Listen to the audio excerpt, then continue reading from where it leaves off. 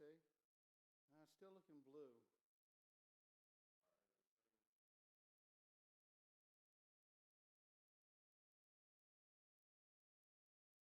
Is it in preset?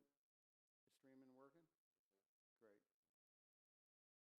And your other one needs to put neutral density on whenever you get that one white balanced.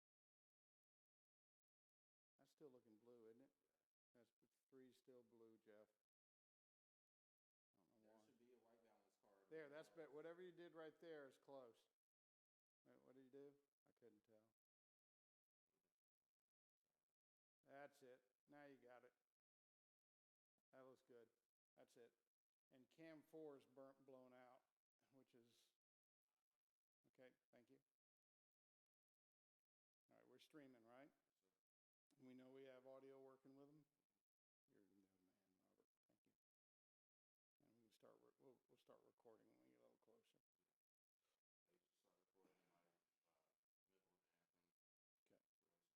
Okay. Yeah. They've been going on the national anthem, haven't they? They what? He went on the national anthem last night and showed it. Recording? Yeah. Yeah, just somewhere around there that just gives us, we know at the beginning. All right, we'll do that. You got everything. We'll open up Anthem All right. for the stream. All right, so all our cameras are working as far as I can tell. D'Angelo, just double check for me. Hardware on the camera. All right, so you have overridden my preview, right? No, you can call up. Should be. Oh, I guess, yeah, because it's still taking the graphic over it. Yeah. I'm just going to check something real quick, okay? All right.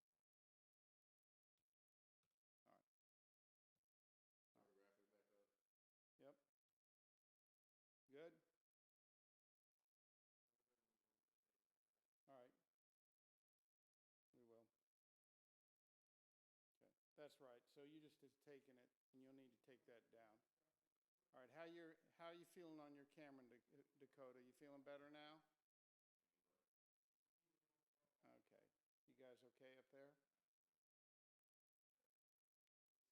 Thank you for everybody being here, you troopers. This stuff's good for you, and long term gives you a reference. When you're showing up doing a good job, you look at Jada and you look at what Sterling did. Sterling went to Duke, Jada went to Harvard, so this is good for you. And it's good experience. Yeah.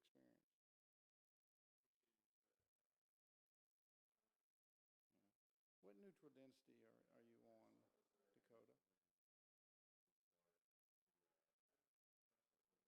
Is that 1 is clear, isn't it? Yeah, you don't want to be on 1. Go to the next one down. Let's see what it looks like. Hey, Robert, is that too dark on Dakota? Yeah. Yeah, I think so. Back 1 up, Dakota. Maybe she could go back to where she was just at and then bunch her hours up a little. She's got it on auto hours. So go back to the next one down, Dakota. D'Angelo, what neutral density are you on? Can you go 1 more down, or is that it? We'll go the other way.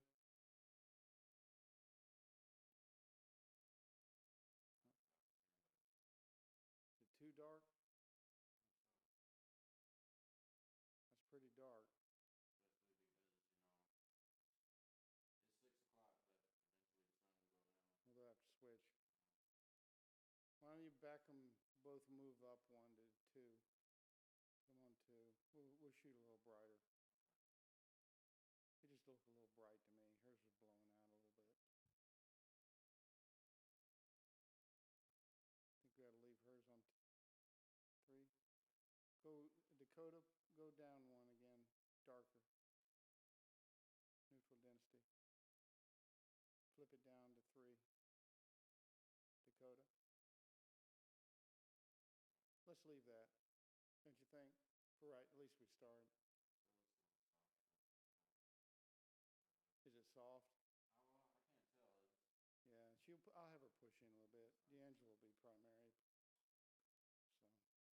Okay, 9 minutes. 8 minutes, Danny.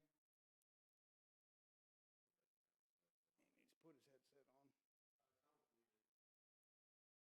You want to unmute him? There you go. Hey, Danny, you can hear me, right?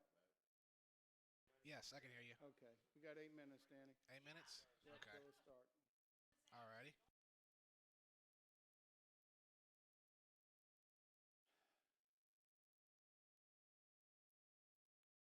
All right, get this on the road. And we're streaming still, aren't we, Robert? Okay, I guess we can start the recorder.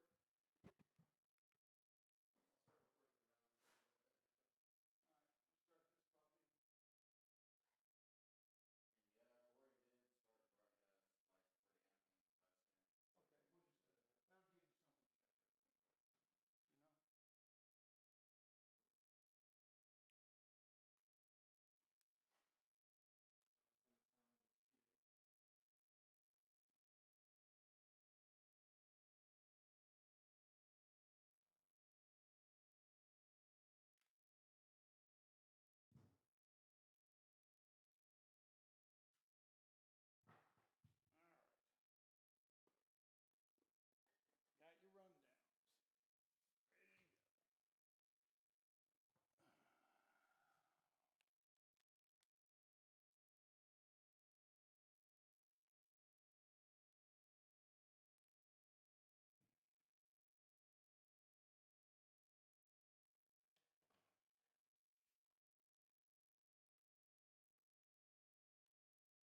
Ready to go. Okay, I guess Hey, Art, how does the camera inside look? it's burning a little bit, Danny, but, you know, if I can bring down the neutral density, that's better. Well, that's as high. I'm on the 3rd neutral density on Yeah, that it's just camera. being bright. The sun's really bright. You're going to have to pan it to your left, too, a little bit.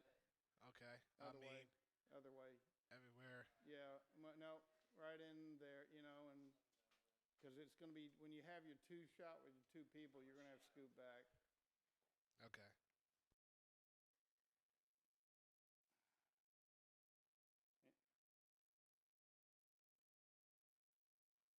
Say that again. Who's going to be the who? Danny, Jeff wants to know who he thinks the more aggressive team will be in this match. I'm being told Myrtle Beach. Myrtle Beach. Are they blue or white? Myrtle Beach is white. White. Yes. Long Island is in the blue. Long Island's in the blue. All right, here we go, guys. So, Robert, they usually start, what, when they're walking out like this, or what? All right, hey, D'Angelo, push in on that group, please.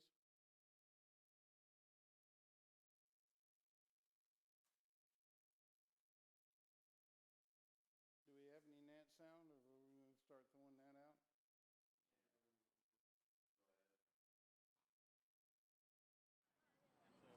Now, starting lineup. Number 22, Dylan Casanare. Nope. Number 15, Dan Weicker. Number 5, Thomas Someone's Ford. going to come out and sing the national anthem. They'll usually stand over here somewhere. Dylan Okay. Miller. It's working. Okay, we're fixing to go live here in a second. D'Angelo, give me a shot to hold, please. Okay. Give me an idea. Are we about to do national anthem?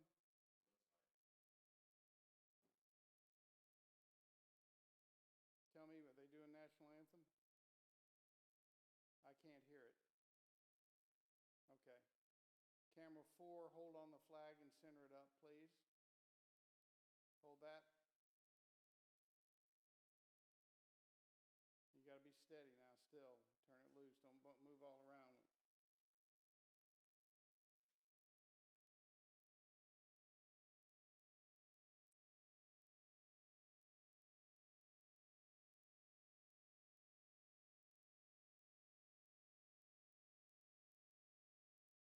Okay, camera 3, if you can kind of look for that person too, that'd be a good one for you to catch.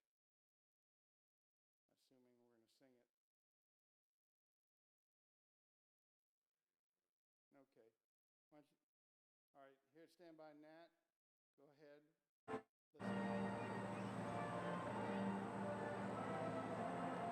No one's singing it.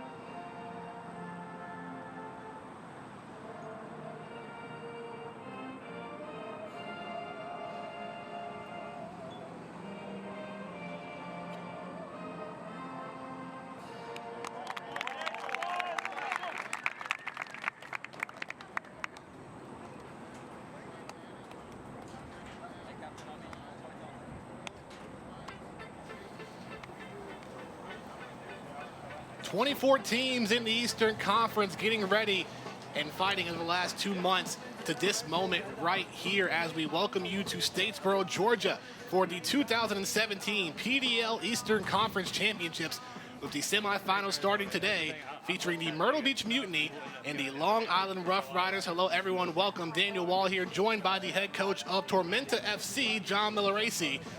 John, 24 teams competing very hard over the last 2 months. It's down to these final four. What are we going to expect from these 4 teams here tonight? I'll tell you what, you're going to see a high level of play and a lot of good players. I think in having some conversations the past couple of days with the coaches, we also have high-level coaches here as well, so expect some tactical battles, some physical battles, and I'll tell you what, the conditions are going to play a big role in this game with how hot it is. Absolutely. For those who don't know, in Statesboro, Georgia, it gets hot in the summertime, and those gnats are going to be a problem as we get ready to start between the Myrtle Beach Mutiny and the Long Island Rough Riders. Myrtle Beach, the home team, will be in the white. Long Island, the visiting team, will be in the blue. Myrtle Beach 10-1-3, first in the South Atlantic Division, and pretty good for it being their first year in the PDL. Well, I'll tell you, this isn't their first year as a franchise, though. They've been an NPSL franchise and have done quite well. I know they're routinely in the U.S. Open Cup, so as an experienced franchise, I'm not surprised that they have had a good season. They've got a very talented young coach in Cal Russell and a great executive staff, and I'm not surprised at all that they're here.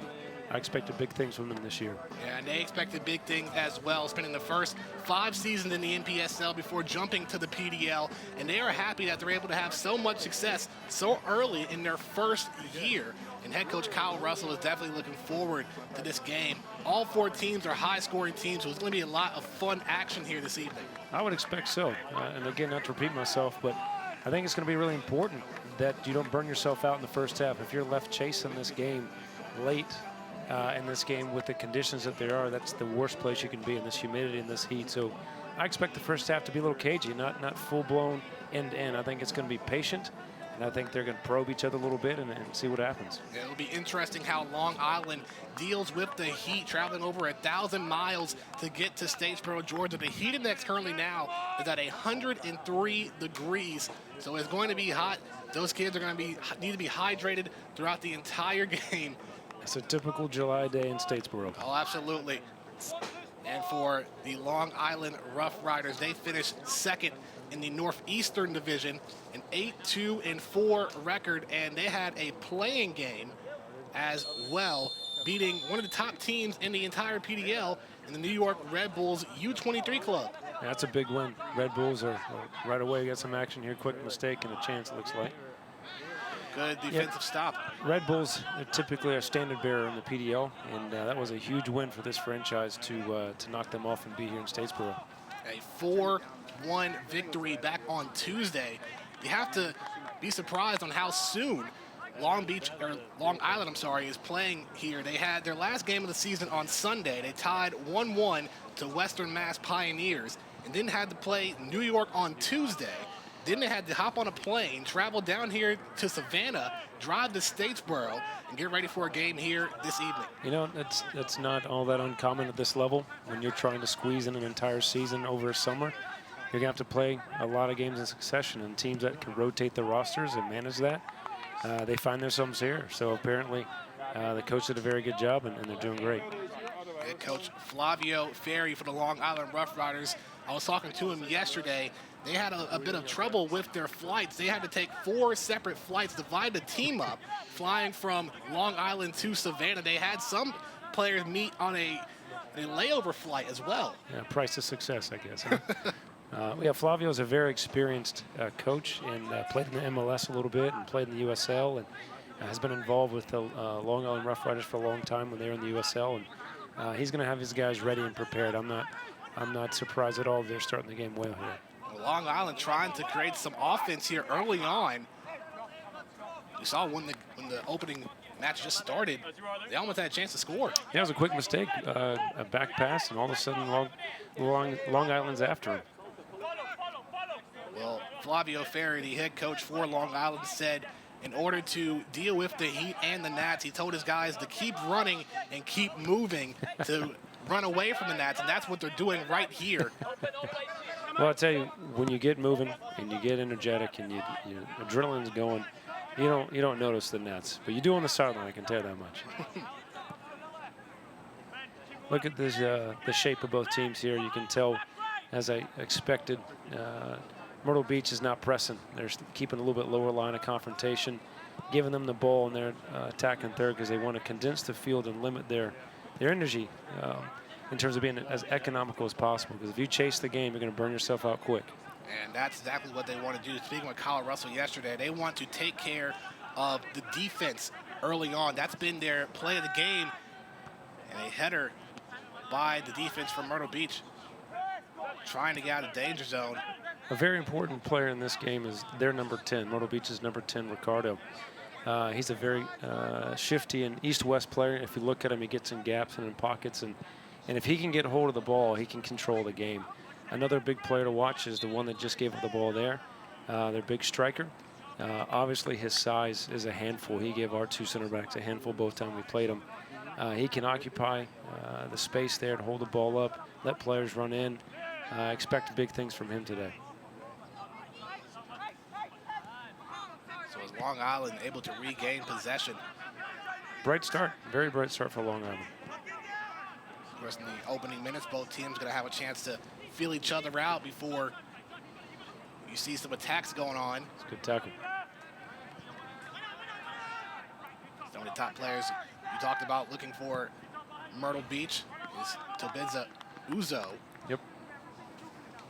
Uzo is the player I was just talking about. He's going to have a big role in this game. They're going to have to play through him a lot to make sure they get the ball in his feet and he can bring others into the game. A key scorer for Myrtle Beach, 13 goals on the year. He had a hat trick back on the 1st of July against the Wilmington Hammerheads. Yeah, a player out of Coastal Carolina. Was drafted and is still looking for an opportunity to move on to the next level. Has had a wonderful summer with Myrtle Beach. A couple of players for Myrtle Beach coming or graduating from Coastal Carolina, as Kyle Russell is the associate head coach, what he likes to say, for Coastal Carolina's men's soccer team. And of course, with the rules being you can't recruit or bring any players from your school that's still enrolled. So Russell able to get some players that have graduated already to join his team. Coastal Carolina is probably one of the best clubs in programs in the East Coast. They produce talent year in, year out. Here goes who was speaking up, bringing others into the game as I expted. There's an opportunity, and that one rolls right. Yeah, Coastal Carolina is known for the talent that they bring in. They're excellent recruiters. Their head coach has been around a long time in the game, and Kyle is doing a great job of using his connections and bringing in top-level talent. And then lucky enough to be in town where some of his graduating players have an opportunity to play right after graduation. And they also have the luxury of being the closest team out of the 4 in this Eastern Conference Championships, as we will have our first corner kick of the night. Expect restarts to be a big part of the game. With the game probably going to get sluggish at times, restarts are going to play a big factor in this game. There's the header, and that one goes over on the top of the net. Corner kick set up by Ricardo Gomez for Myrtle Beach. Myrtle Beach also has the luxury of being in familiar territory. They came down and played Tormenta FC here against us. in our home opener, and it was a barn burner of a game. They gave us all we could handle in the first half, and we turned the tables second half and ended up in a 1-1 draw, and so they're in familiar territory. It all comes full circle for Myrtle Beach. They started their season here in Statesboro. Now they have a chance to potentially win the Eastern Conference Championships here in Statesboro as well, as two players collide. Looks like Myrtle Beach will get possession.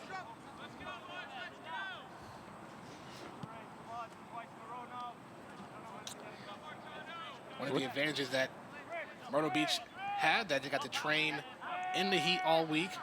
They had a couple of injuries, but they were able to bring in a couple of extra players in their final couple of games this season. The PDL allows you to update your roster and adjust your roster all the way up to about 4 days before the season ends, which may seem strange, but at this level it's necessary because you do have injuries. You do have college players that are called back into their preseasons, and so the PDL allows for that. And it's not uncommon. It's not uncommon to see a different roster or a very adjusted roster at the end of the season from one club. And having new players come in, how does that change the dynamic of the team heading into the postseason like today? Well, if it's out of necessity, if you've had some injuries, then I think there shouldn't be any hurt feelings. I think it's necessary at that point. If you've lost a couple center mids and you have to go recruit some, it's just part of it. But I would imagine it would take a good coach to be able to assimilate those guys into your team culture, into your philosophy, into your style of play, and get the guys to buy in and not miss a beat. So we'll see how it goes for Myrtle Beach. They're trying to set up here and attack. One thing that Kyle Russell said is that the longer the game goes on, the more they can influence and put their style of play in the game. Well, in the times that we've played them, they're not afraid to press sometimes, but they're very organized defensively as well. But they like to keep the ball and play through Ricardo. Oh, it's a big stop there. Shot going over the goalpost. If they get into a good attacking rhythm, Myrtle Beach is very difficult to stop. They're very difficult to get the ball off of. And once they get hold of the tempo of the game, you have to really fight and wrangle the tempo back in order to get the game in your favor. So we'll have another corner kick for Myrtle Beach. This one coming on the opposite side of the field. Ricardo Gomez set up the first one. Another corner kick, another opportunity early on for the Mutiny. Here's a header, and it's caught. Good catch by the goalkeeper for Long Island, Dylan Casanare. Needed a big save there. It'd be tough to go down early and have this much game left to chase.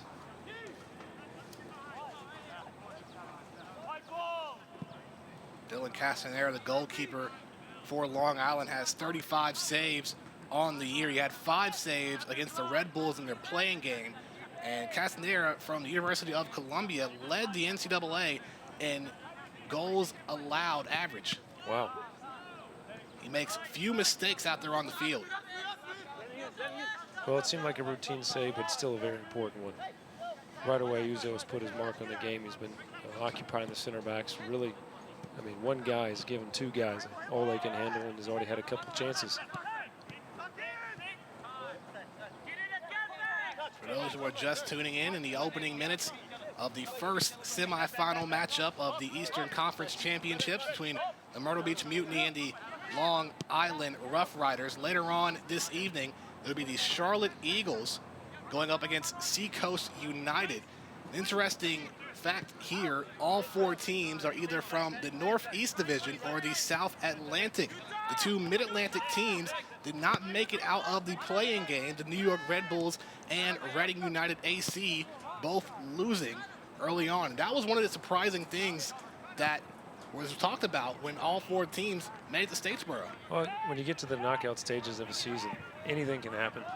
You look at teams that I fully expected to be here. I fully expected to see Red Bulls here, and they're not. You know, you've seen some very good teams get knocked out, like Reading as well. You know, there are a lot of good teams that aren't playing today, and it's a credit to these 4 that they've made it this far and done what was necessary to give themselves an opportunity. Now here's Long Island with their first attack in minutes and stopped quickly by the back line of Myrtle Beach. will be led by Alex Nelson and Nicholas Marcano. Head coach Kyle Russell said that those two guys are going to lead and defend the back line here in this game. All right, Alex was the Division II National Player of the Year, played at Wingate, won a national championship this past fall. Very experienced player, energetic player, very loud, and leads his back line, so look to him to be a big part in tonight's game.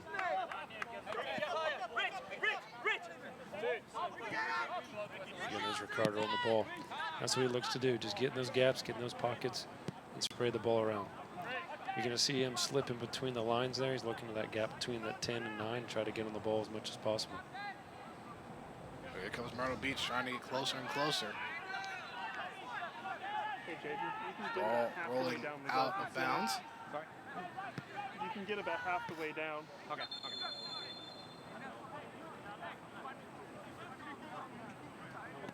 We thank you all for tuning in. Daniel Wall and head coach of Tormenta FC, John Milleracey, and also the great work of the Georgia Southern Multimedia Development Center. I appreciate all their work they've done this season. We've had so many positive comments about our broadcast and the quality of it, so it's a great reflection on the university and that crew, so we really appreciate all you guys do. They also do a lot of Georgia Southern athletics here in Statesboro. Of course, Russell Park being the home of Georgia Southern soccer, as we have another foul, a collision between two players. Once again, Ricardo Gomez and Colin Murphy of Long Island. And things are getting a little bit testy. That heat could be a factor here in the game. Well, a lot of things are a factor. There's some emotions, obviously, but my hope is we don't speak about the official too much. You know, the best refs are the ones that you don't really notice, and hopefully he's getting in there and calming it down before it gets chippy. Referees will do all they can here this weekend.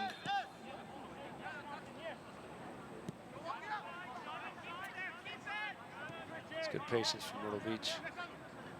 We got a couple good chances. Oh. You want to be as economical as possible. You want to pick passes that are very positive in retention. You want to make sure if you make runs in behind that you reward those runs and that your forwards aren't burning themselves out. But again, in this kind of heat, you need to be patient and very smart with the ball. Well, so far from Myrtle Beach's offense, the attacks have been coming from Toby Uzo. And luckily for Myrtle Beach, Toby brings a lot of attention. And that's going to open up more opportunities for other players to get open to score. Absolutely. Very similar player in a lot of ways to Charlie Dennis from Tormenta FC. Big frame, very powerful and mobile. And it occupies the center mids and the center backs, and opens up space for the wingers and the other attackers to go forward.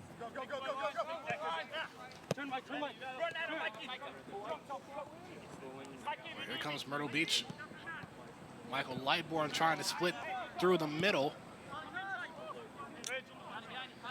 And Ridge Robinson trying to get the ball away from Daniel Bedoya. Bedoya able to hold on, I believe.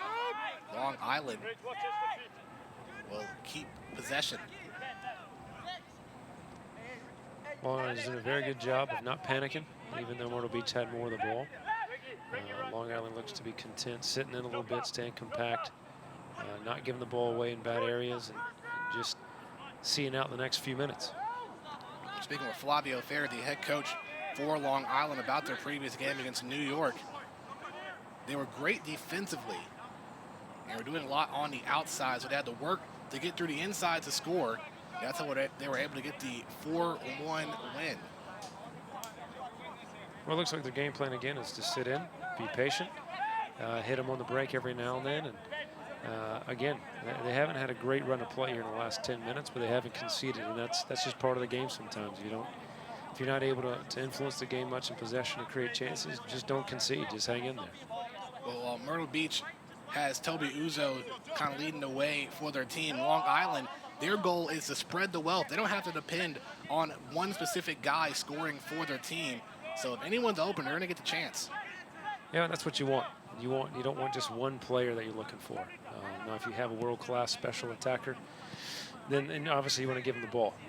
And I think Uzo from Myrtle Beach is a guy they're looking to influence the game a lot. But for Long Island, If you can have multiple weapons in multiple positions and multiple ways to score, from the cross, going through, getting behind, maybe a corner, at this stage, it's all about the result, not so much about the performance. So I think, as you can tell, they're happy to hang in there and maybe nip one.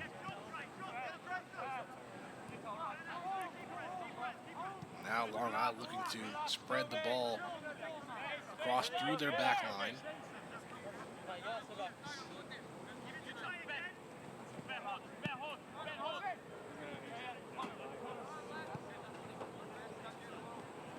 One of the biggest improvements for Long Island throughout the year, they've been able to find their balance between attacking and defending early on in the season. Very lopsided wins and losses for Long Island. Had a 5-1 win to open the season, a 5-0 win over FC Boston. But they also had a 6-0 loss to GPS Portland Phoenix. Wow. But late towards the end of the season, they're able to find their balance, also without giving up scoring opportunities on the other end. Well, at this level, you can't always look at the score sheet of a previous game to assess the quality of your opponent. I mean, every game has a different feel, a different personality, and sometimes you have a good day, sometimes you have a terrible day. But it's consistency over time, and performance and results over time. And again, they've done enough and worked hard and found their way here into the Final Four of the conference.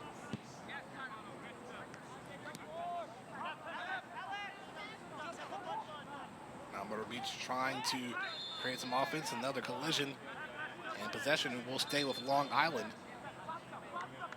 Long Island may look to push some bodies in the box here. Oh, quick restart, see what they can find here. This will happen on the far side. That is Thomas Zuhecki trying to go through. Again, what I expected, not an end-to-end game.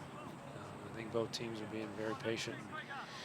He's not really hurrying here on the throw-in, trying to keep the tempo of the match in a sustained amount.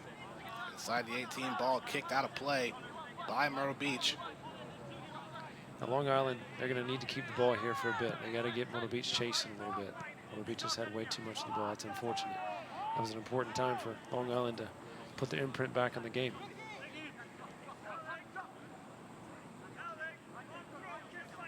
Another opportunity for Long Island eliminated by Myrtle Beach.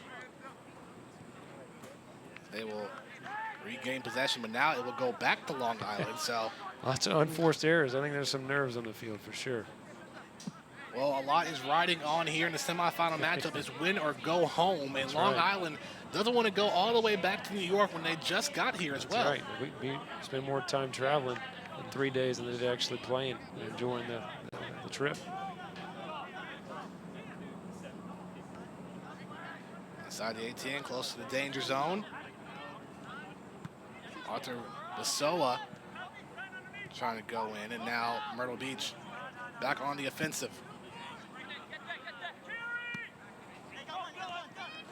Good opportunity for Myrtle Beach here. Ridge Robinson trying to cut through the middle. Can he get up to it? And it's deflected away. Good save there by Long Island. But possession will stay here for the Mutiny. Long Island seems to be very well coached. The back four is doing a very good job of containing Myrtle Beach, which Myrtle Beach is definitely an attacking threat.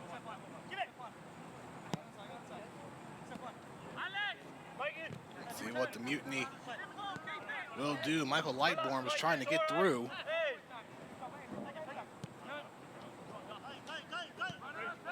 It's unsuccessful, and now Long Island. It's a good phase of play here from Long Island. This is what they need. They need to get on the ball. Again, if they want to hang in with Myrtle Beach, they definitely got to keep the ball a little more than they have been. This is a good phase of play for them. One of the strategies for the Rough Riders is to just focus on what they need to do. And as the game develops, if they need to make adjustments, they will.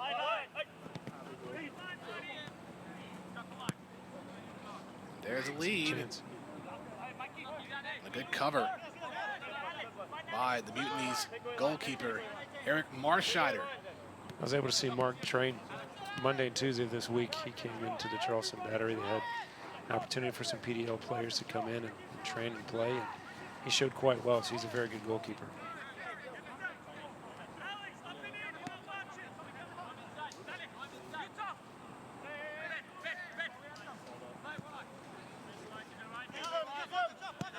Marscheider has only played 2 games with Myrtle Beach. He came late in the year, returned from Germany last month. It was David Garcia who was the primary goalkeeper for Myrtle Beach throughout the season, but he had to go back to school early. That's a common thing in the PDL. What you're seeing more and more of college programs encouraging their players to come back for the summer 2 semester, and so they can train with the guys that have come back, and they can work out with the strength coaches. And, again, it can be a juggle balancing your roster throughout a season in the PDL. Myrtle Beach trying to keep it out of harm's way. They'll stay here for Long Island. I believe they will have their first corner kick. Eric Marscheider also was able to get 6 saves in his last game on the 11th against North Carolina's U23 football club. So a corner kick for Long Island. It'll be Daniel Bedoya setting it up. As I said earlier, corner kick, set piece is going to be a big role in this game tonight. This one is up. And a whistle. It'll go the other way.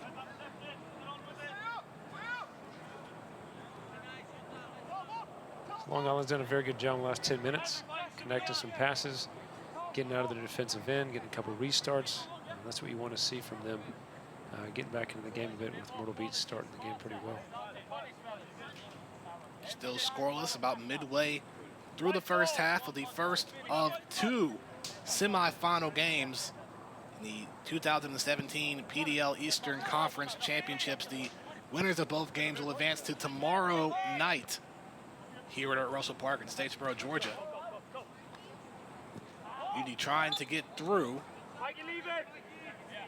Lightborn trying to go around one of the Rough Rider defenders.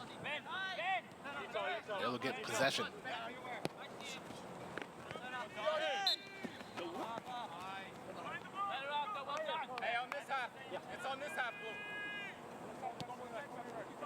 Myrtle Beach talked about how this is their first year in the PDL after spending the previous 5 seasons in the MPSL. Long Island, this is their 11th year in the PDL. They have gone back and forth between divisions. From 2007 to 2010, they were in the Northeastern Division. Then from 2011 to 2015 in the Mid-Atlantic. But following last season onward, they have gone back to the Northeastern Division, finishing 2nd this year. Well, the PDL is growing, and it's growing quickly. But what they're doing a good job of is they're adding good franchises that bring a lot of quality. And so what you'll see is they'll have to shuffle the pack when you see some franchise expansion, and make sure there's enough parity and good travel partnerships, because you don't want teams going from Maine to Florida. You need to make sure that budgetarily that these teams can survive. So it's pretty common to see teams switching divisions. Almost a quick look for the Mutiny. They're going to try to go inside again. Look how many players are defending there from Long Island, doing a good job of covering their areas on crosses and doing well. So now the Rough Riders trying to create some offense. You got to remember now, the heat index when the game started was currently at 103 degrees. That's all? Still in the low hundreds now at 102. Just a balmy afternoon. And you wonder, as the game goes on, going towards the second half, how Long Island will be able to continue and keep their stamina up. Well, and having a full season here, what you'll see is when that sun gets behind the trees, it helps a ton. It drops a lot. You get the shade. There's a bit of a breeze. So I expect the second game to start a little bit quicker than this one. Be interesting to see how the second half goes here as well. See how burned out they are, or are they able to get their legs back? There's a good chance for Long Island here. Yeah, Seacoast will have the luxury of playing in the evening with the sun a little bit downward. Here's an opportunity. The shot going right. Kick there by Bedoya. for the Rough Riders. Looks like the number 7 and number 9 for Long Island are doing a very good job of getting in spaces, holding the ball up, and bringing others in. They don't seem to be the fastest player, but they also seem to be very intelligent, and they've had some very good decisions going forward. This will be a goal kick for the Mutiny. Speaking with some of the members of the front office for Myrtle Beach, they said that ownership was hesitant from going to the MPSL to the PDL. If they were going up, they wanted to be successful immediately, and they have that success. 10-1-3 in their first year, winning the South Atlantic Division. It was a little bit difficult at first because the South Atlantic Division, as you know, John, is very intense, very tough. Of course, you have yourself with Tormenta FC, Nashville, Peachtree City, You've along got with Myrtle Beach and Charlotte. It's an incredibly difficult division, and there are 11 teams in it. Only 2 get to go to the playoffs if you finish 1 and 2. So Myrtle Beach did a great job of getting out ahead and getting some key wins early on, and I think they were able to clinch with about 4 games left. So it left a 3-way race for second between us, Charlotte and Nashville, and it came down to the final week. So while everybody else was stressing, they knew what they were in, and they were able to kind of probably rotate and rest some players and make some acquisitions. And credit again to their front office and to Kyle. They did a wonderful job this year. Absolutely. The South Atlantic Division, probably one of the toughest divisions in the PDL. And interestingly enough, not everybody plays against each other. We never played against Charlotte. We never played against Wilmington. Good opportunity. Ooh, could have been a pin there. Ref thought about it. Another look there from Ridge Robinson, was tripped up, no call. Myrtle Beach trying to take advantage. Here's Lightbourne again. Going on the outside, trying to wrap around. And that will go off the top of the goalpost. As a goalkeeper, that's when you're kissing the post there. That's a little too close to call. Too close for comfort. Dylan Casanare has been very busy early on here in the first half. Here's another look off of the bar on the top. And Uzo was waiting for it. Another 3-4 inches. Uzo was going to eat that up. A sigh of relief for the Rough Riders. I haven't really seen too many set pieces from them. Only one corner kick has been all Myrtle Beach so far as ball control. Again, Myrtle Beach is doing a good job. They're staying compact. They're not getting stretched too high. Look, they're allowing the back four to play, and this is what they're going to allow Long Island to do all day. They've got a good back four. They'll let them serve into their lines all day because they're confident that they can eat the ball up. Bedoya going inside. Here's a chance, and it's covered up, saved by Marscheider.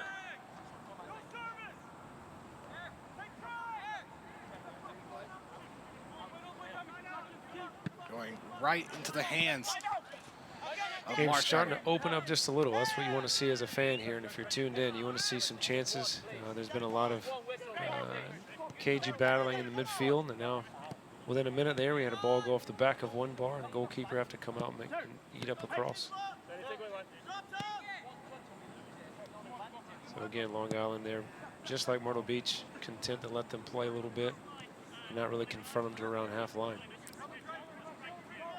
30 minutes into the first half, the first semifinal game of the PDL Eastern Conference Championships. Daniel Wall and head coach John Milleracey of Tormenta FC.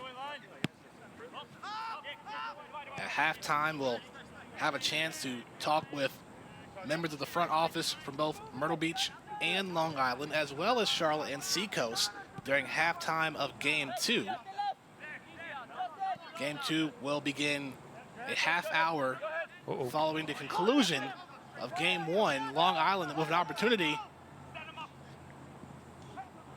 Well done for Myrtle Beach to clean that up. Could have been a big problem. So you're already 30 minutes in, you're starting to see some guys struggle getting up and down the field. You're not seeing a whole lot of counterattacking. It takes in, you're seeing a lot of mistakes.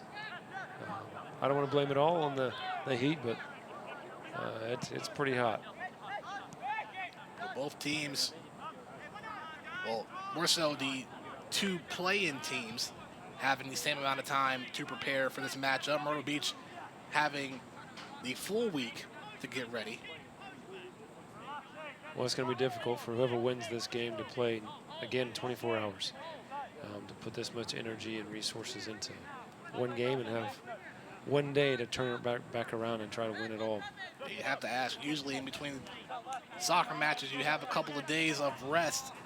Yeah, again, it's tough to put in a full season when you have such a limited window between the college seasons. And you have to get everybody in and get the playoffs in. And sometimes you have to play back-to-back. But we know that going into a season as coaches. And so when you pick your team, you know if you get this far, you may have to play one group of players on Saturday and then another group of players on Sunday. And you have to be content with that because you're not going to be able to play the same group 2 nights in a row. Myrtle Beach trying to advance upfield. Uzo losing it after rolled out of bounds, and Rough Riders getting possession once more.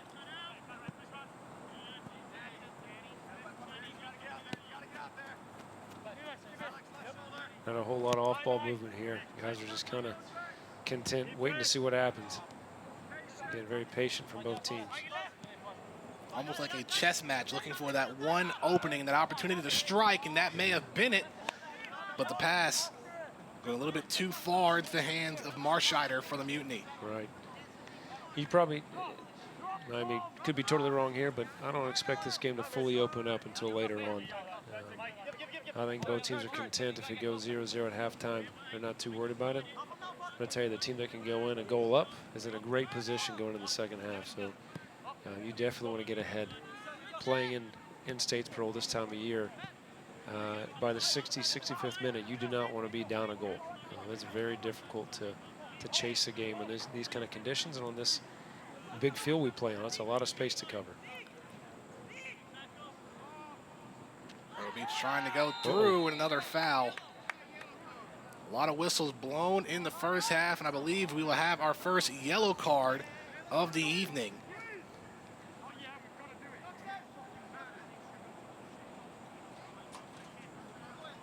That is Michael Pepra.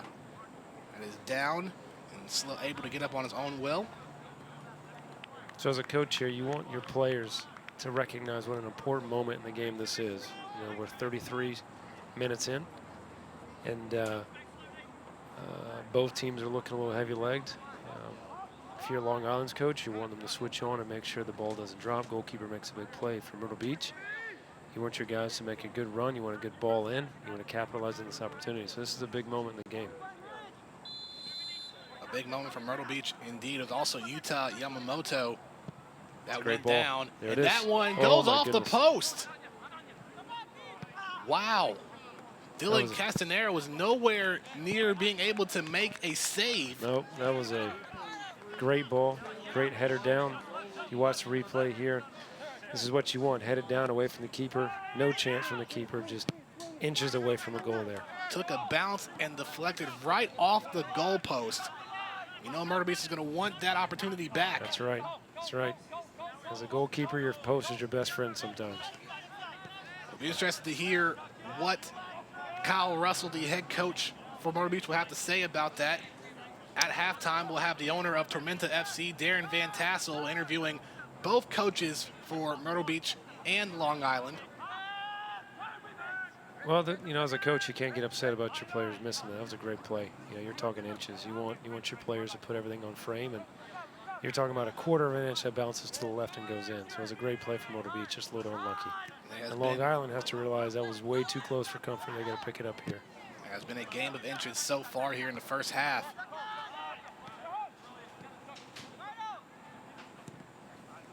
And opportunities like that, you know, when instances like that happen, when you have multiple opportunities to score, sometimes you just have to keep on keeping on. They can do one of two things. Oh, boy. Bad giveaway here. This is what Long Island needs. They need to get him on the break, punish him for this. Well, here's the shot. What a that one save. going a little What a high. save. Mutiny able to get it out of harm's way. So, again, huge moment in the game there. Giveaway. gets through. You need your keeper to come up big, and he did. What a save. Because now Myrtle Beach concedes there. You're down 1-0. Going into halftime, you're in bad shape. Daniel Bedoya has had the majority of the opportunities to score for Long Island. He has 4 goals and 3 assists on the year with 32 shots in there. The player down for Myrtle Beach, that looks like Utah Yamamoto. Yeah, it's unfortunate. He sits in midfield next to Ricardo. And they both do a good job of controlling the tempo and staying connected, and they're a big part of this team. I hate to see him go out of the game. Yamamoto played 11 games this season for the Mutiny. He has 1 goal from Lindsey Wilson College, and he has yet to get up as trainers checking him out. It looks like it would be an apparent knee injury. Yeah, you hope it's nothing serious. You know, they're a couple weeks away from their college seasons, and you'd hate for him to go into that injured. And also, what a big moment in his career to be in the conference Final Four, and I hope he can bounce back and play through it. Absolutely. As well, these players want to be healthy before their collegiate seasons start. That's our athletic trainer from Tormenta FC taking care of him, so he's in good hands. He's done a lot for Tormenta this season. You know, he's done a fabulous job. It's Bill. What a good man. What a hard worker. Our guys loved him. He did a fantastic job with our guys this year. Yamamoto is up, limping off the field. Assuming he'll be out for the rest of the half, and we'll probably recheck that knee during halftime to see if he can go. You know, it's a tough call. I mean, you've got 7 or so minutes left, and it's a halftime.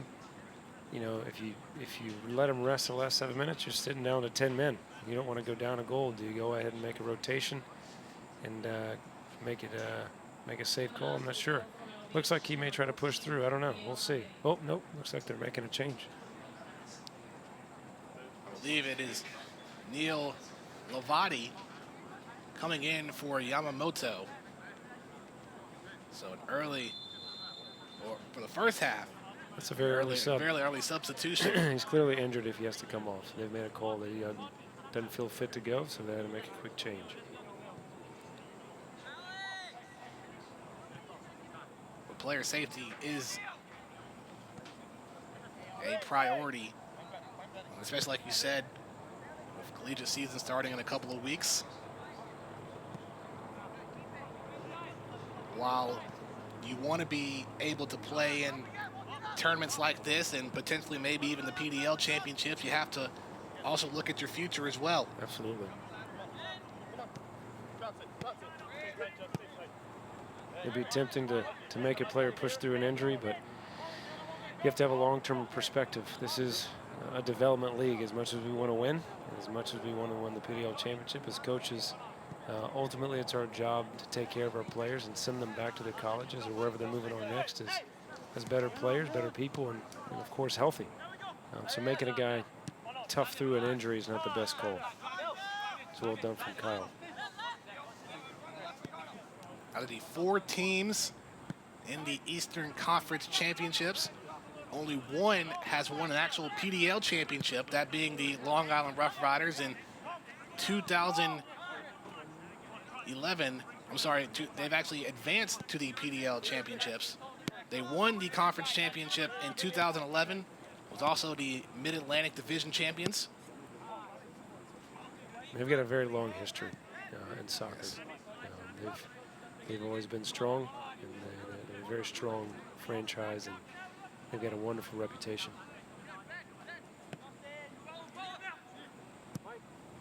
Myrtle Beach with another chance trying to advance down the field, blocked by one of the Long Island defenders. Stick around at halftime, folks. We'll be speaking with 2 members of the front office from Long Island and Myrtle Beach from the Rough Riders. Stephen Gourlay, the assistant general manager, as well as Pat Piscatelli, the president of team operations for the Mutiny, will be joining us. With that A foot race there for the 2 very strong athletes. With that injury from Yamamoto, I'm assuming there will be a couple minutes of stoppage time. So at this point of the game, obviously it's 0-0. Definitely in your mind is don't concede. Getting a goal right before the half would be crucial for both teams. But in the process of doing that, you don't want to concede. You don't want to go down a goal in a halftime with these kind of conditions waiting for you in the second half.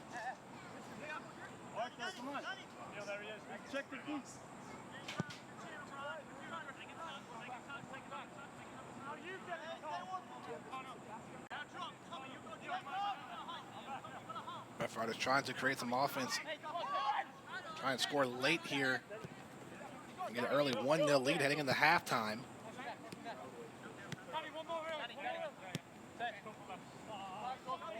Pass a little off.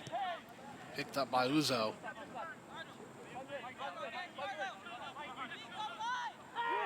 Again, both teams content not to push the game too much. It's almost like one saying, if you won't, we won't. Back and forth as far as ball control has been mostly Myrtle Beach, and also plenty of opportunities to score. Of course, we saw the one look that deflected off of the goalpost on the right side. Would have been a goal if it was a couple of inches more to the left. Number 14, Neal, has come on and been very good so far. That's what you want to see. If a guy comes in for someone injured, you want him to impact the game immediately. He's been active, he's been mobile, and making good decisions on the ball. So Myrtle Beach hasn't lost a beat here.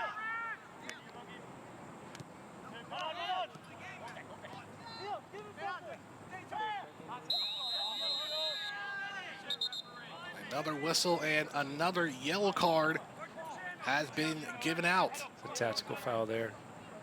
Instead of letting play run, you pull the guy down, just take the card and let your team get back. But that's his one. He can't do that again. So we've seen plenty of whistles and 2 yellow cards given out so far in the first half. What has been almost a conservative outing from both teams. And you wouldn't be surprised if Long Island is trying to save a good bit of their energy for the second half, knowing that they have to come out in this heat, over 100 degrees heat index, and they want to keep those players ready to go later on. Yeah, both teams have been very content just not to concede a goal. And we've seen a couple half chances. The best chance of the game so far was from a restart, which I expected. Just off the bar, Myrtle Beach is a little unlucky not to be up 1-0 off of that play. And Long Island, to their credit, they've had a great passage to play where he got behind and made it. The goalkeeper made a big save. So both teams could have a goal here. There's a look from Long Island, deflected away by the Mutiny. Oof.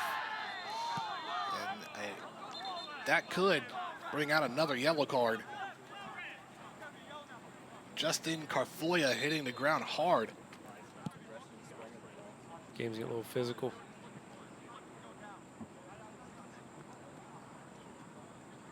It's Michael Pepra that collided with Carfoya. Expect more of that as the game goes on. Some legs are going to get heavy. You're going to see some desperation lunges and could be some bad fouls. There's a good chance for Long Island. Again, this is a really important moment of the game right before halftime. And just bleeding into injury time. If you can get a restart goal and go to the half up a goal, it'd be huge for them. It'll be Bedoya on the kick. That one is high left. That's going to roll out of bounds. It will stay here for the Rough Riders. So they still have a chance as we have entered the extra time here in the first half.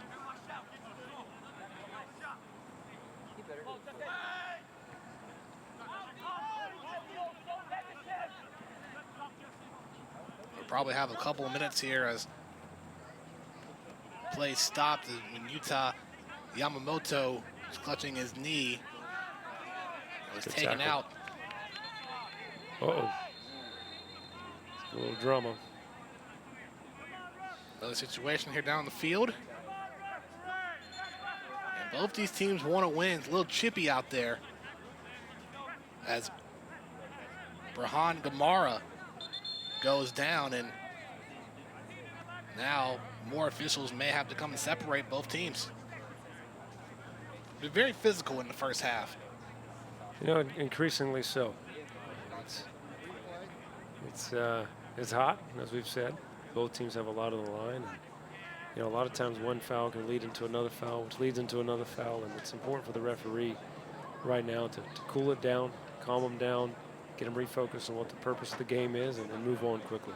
And both teams will have a chance to regroup at halftime here in a matter of moments. You know what? I haven't seen really how much injury time we have here. I expect the whistle to blow very shortly. We are still scoreless here in the final moments of the first half.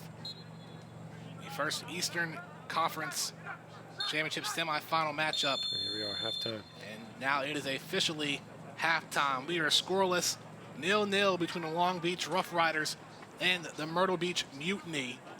We will take a quick break, and when we come back, Darren Van Tassel will be down on the field to interview one of the coaches. Be right back in a moment.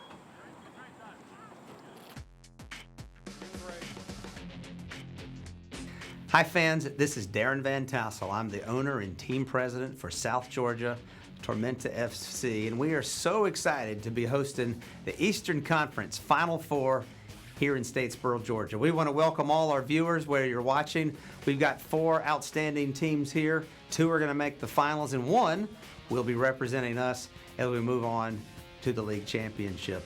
You know, Tormenta knows the value of the Premier Development League.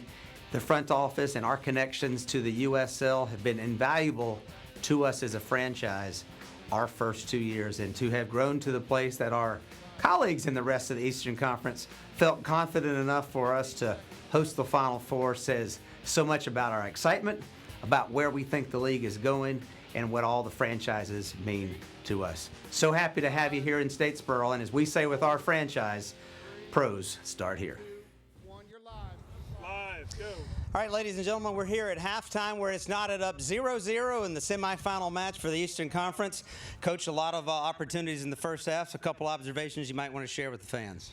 Yeah, you know, it's a playoff game. It's going to be scrappy. It's going to be gritty. Both teams want to win. It's going to be high emotions, arguing with the referee. So, so far, it's what we expected. To be fair, it's the worst half we've played all season. So for me, we're going to have a long, nice, intense talk at halftime and see if we can get that fixed. Anything that you were looking for, specifically you want the guys to tighten up a little bit? A couple of scoring opportunities off some set plays for sure. Yeah, I mean, both teams have size, so set pieces are an issue for both teams today defensively. But you know, what we need to do a better job of is keeping the ball. I mean, how many for fans' sake, watching as many errant passes and ghost passes that you've seen out here today is embarrassing for both teams. So hopefully we can get that better. Great. 0-0, Coach. Good luck second half. Georgia's best and brightest choose Southern. Georgia Southern University offers an innovative, hands-on approach to learning that prepares you to succeed in the workplace and in life. Whether our students go on to become a Georgia Teacher of the Year, work as a Disney Imagineer, or conduct groundbreaking coastal research, Georgia Southern is the right choice. Choose Southern at georgiasouthern.edu.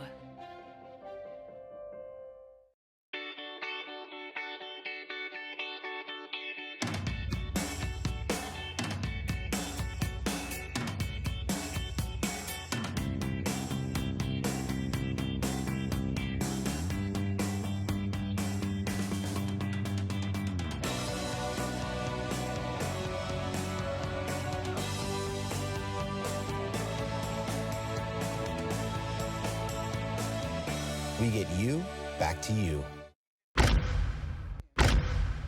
Here we go. The storm is coming. Tormenta attacking. Tormenta aggressive that time defensively, and it pays off. Up in the air, shot taken, deflected, and just to the right. Good chance, and it's an early goal. He puts this one in a good spot, and it's a goal. Welcome to South Georgia. The rebound is up and good for Tormenta. Tormenta is here.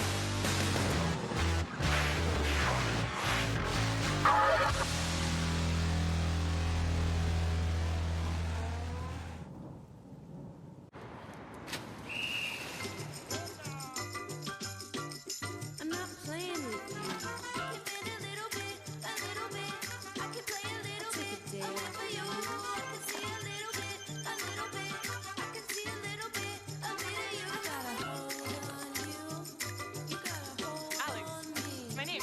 I got a Alex? hold on Mine too. I got a new swimsuit with glitter and fringes, and I got a case of the too many Benjamins. A very aggressive first half so far between the Myrtle Beach Mutiny and the Long Island Rough Riders, 0-0 as we are in halftime. And I have with me right now Pat Piscatelli, the president of team operations for the Myrtle Beach Mutiny. First of all, Pat, welcome back to Statesboro. It all comes full circle. The first game of the season was here against Tormenta FC, and now you're here again with a chance to win the Eastern Conference Championship. Yeah, and we're very excited to be here, and we got to thank Statesboro and Darren and all of Tormenta. I mean, you guys are great. I mean, what you guys do here is phenomenal. We really appreciate everything. The field looks great, too. So great job to the grounds crew. This is your first year in the PDL, going up from the MPSL. Spent your first 5 seasons there. How has the transition been into the Premier Development League? It's been great. You know, the support that we get from the PDL has been phenomenal. They do everything that we ask, and then some. I mean, the support's unbelievable. And the level of competition is just extremely high. We're really, really thrilled with it. And, you know, to be in the position that we are right now, I mean, we're very happy, very, very happy.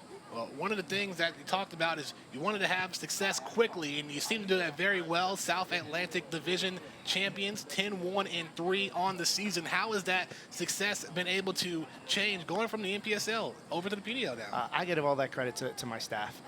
Coach Kyle Russell and his staff have done a phenomenal job with getting the players into town, getting them in shape, getting them together as a group. I mean, we've got a really tight group of guys, and all the credit goes to them. You know, I just push some buttons behind the scenes, and they do all the good work. Well, one of the interesting things with Myrtle Beach is that you're actually owned by Coast Football Academy. Would you like to go in deeper about that partnership? Yeah, it's great. I mean, it's phenomenal. We actually have one of our youth players actually playing here today, Luke Williams. He's here with us, and actually 6 of our coaches actually play on the team as well. So it's so the kids get to come and watch their coaches play, and also they have an opportunity to strive to be at this PDL level, which is everyone's hope to be. And you're also partnered with the USL's Charleston Battery. How has that been, being able to keep everything within the state of South Carolina for the most part? Yeah, within an hour drive of each other, which is nice. We really like it. The Battery have been super supportive to us. They had a couple of our guys over there to train with their first team. They gave an opportunity to train with them as well and play against them, and it's been a great partnership. Now, in your first year in the PDL, already great success. There's nowhere to go but up. How also are you going to help impact the community with the Mutiny going forward in the PDL? We're really, really excited about that, and we're getting involved more on the grassroots of some of the rec soccer in our community and getting our coaches and our players out in our community more. You know, Myrtle Beach is a tourist area, you know, but we're trying to grow it more into our grassroots, basically. We're trying to get more into the community and get involved more. Pat Piscatelli, the president of team operations for the Myrtle Beach Mutiny. We will take another commercial break. When we come back, we'll have the assistant GM of the Long Island Rough Riders here in a moment. Georgia Southern's best and brightest choose Southern for research. Georgia Southern University offers undergraduates the unique opportunity to join in the meaningful research occurring outside the classroom and across more than 120 degree programs. Our hands-on approach to learning prepares you to succeed in the workplace and in life. Join Georgia's best and brightest. Choose Southern at georgiasouthern.edu.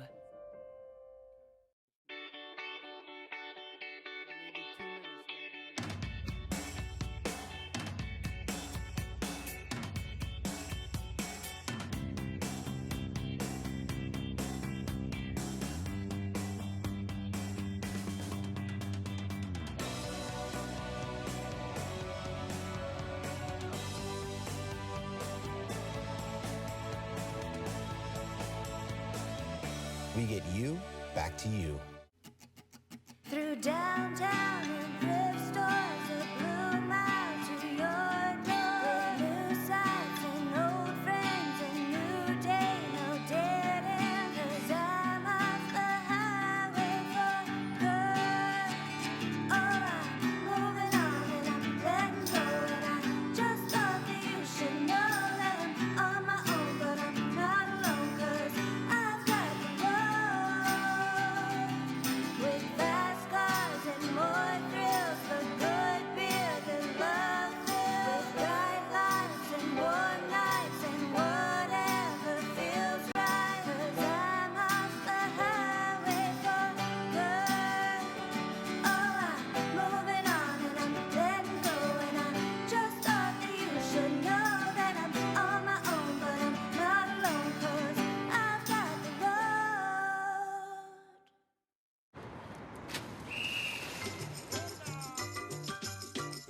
I'm not playing with you. I can bend a little bit, a little bit. I can play a little bit, a bit for you. I can see a little bit, a little bit. I can see a little bit, a bit of you. I got a hold on you. You got a hold on me. My name. I got a Alex? hold on you. Mine too. I got a new swimsuit with glitter and fringes, and I got a case of the too many Benjamins. Back live at Art Russell Park, 0-0 at halftime between the Myrtle Beach Mutiny and the Long Island Rough Riders, and I am now joined with the Assistant General Manager of the Rough Riders, Stephen Gourlay. Mr. Gourlay, first off, welcome to Statesboro. You tell me that you just got into the area this morning. Yeah, and it's absolutely fantastic. I couldn't be happier with the setup, with everything that PDL has done up until this point. It's been a fantastic job. Now, your team had some troubles coming in the other day. You had to take a couple of separate flights and meet on a couple of connecting flights just to get here in Savannah. Now, some teammates, some of your players may not have never been to Georgia, but you actually have family here in Statesboro. Yeah, in Statesboro, believe it or not. When I told my uncle that I was coming to Georgia, he said, "Where are you going?"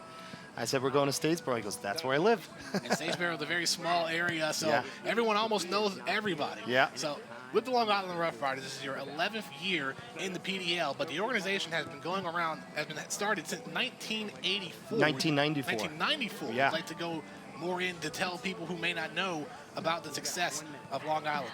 Yeah, well, Long Island is a hotbed for soccer in general. There's a lot of great programs that have come out through the ranks in Long Island, a lot of great players who came up through the professional ranks on Long Island. The Rough Riders have been around since 1994. We're former national champs at a professional level, and we've been involved with the PDL, and we are a full development program that's been around and is flourishing on Long Island. And also, you also just recently, this is your first year affiliated with a major league team, the New York FC Football Club is affiliated. How has that been this season? That's been fantastic. The support we're getting from the club is astronomical. It's been fantastic for our exposure, and it's been a real great team effort so far.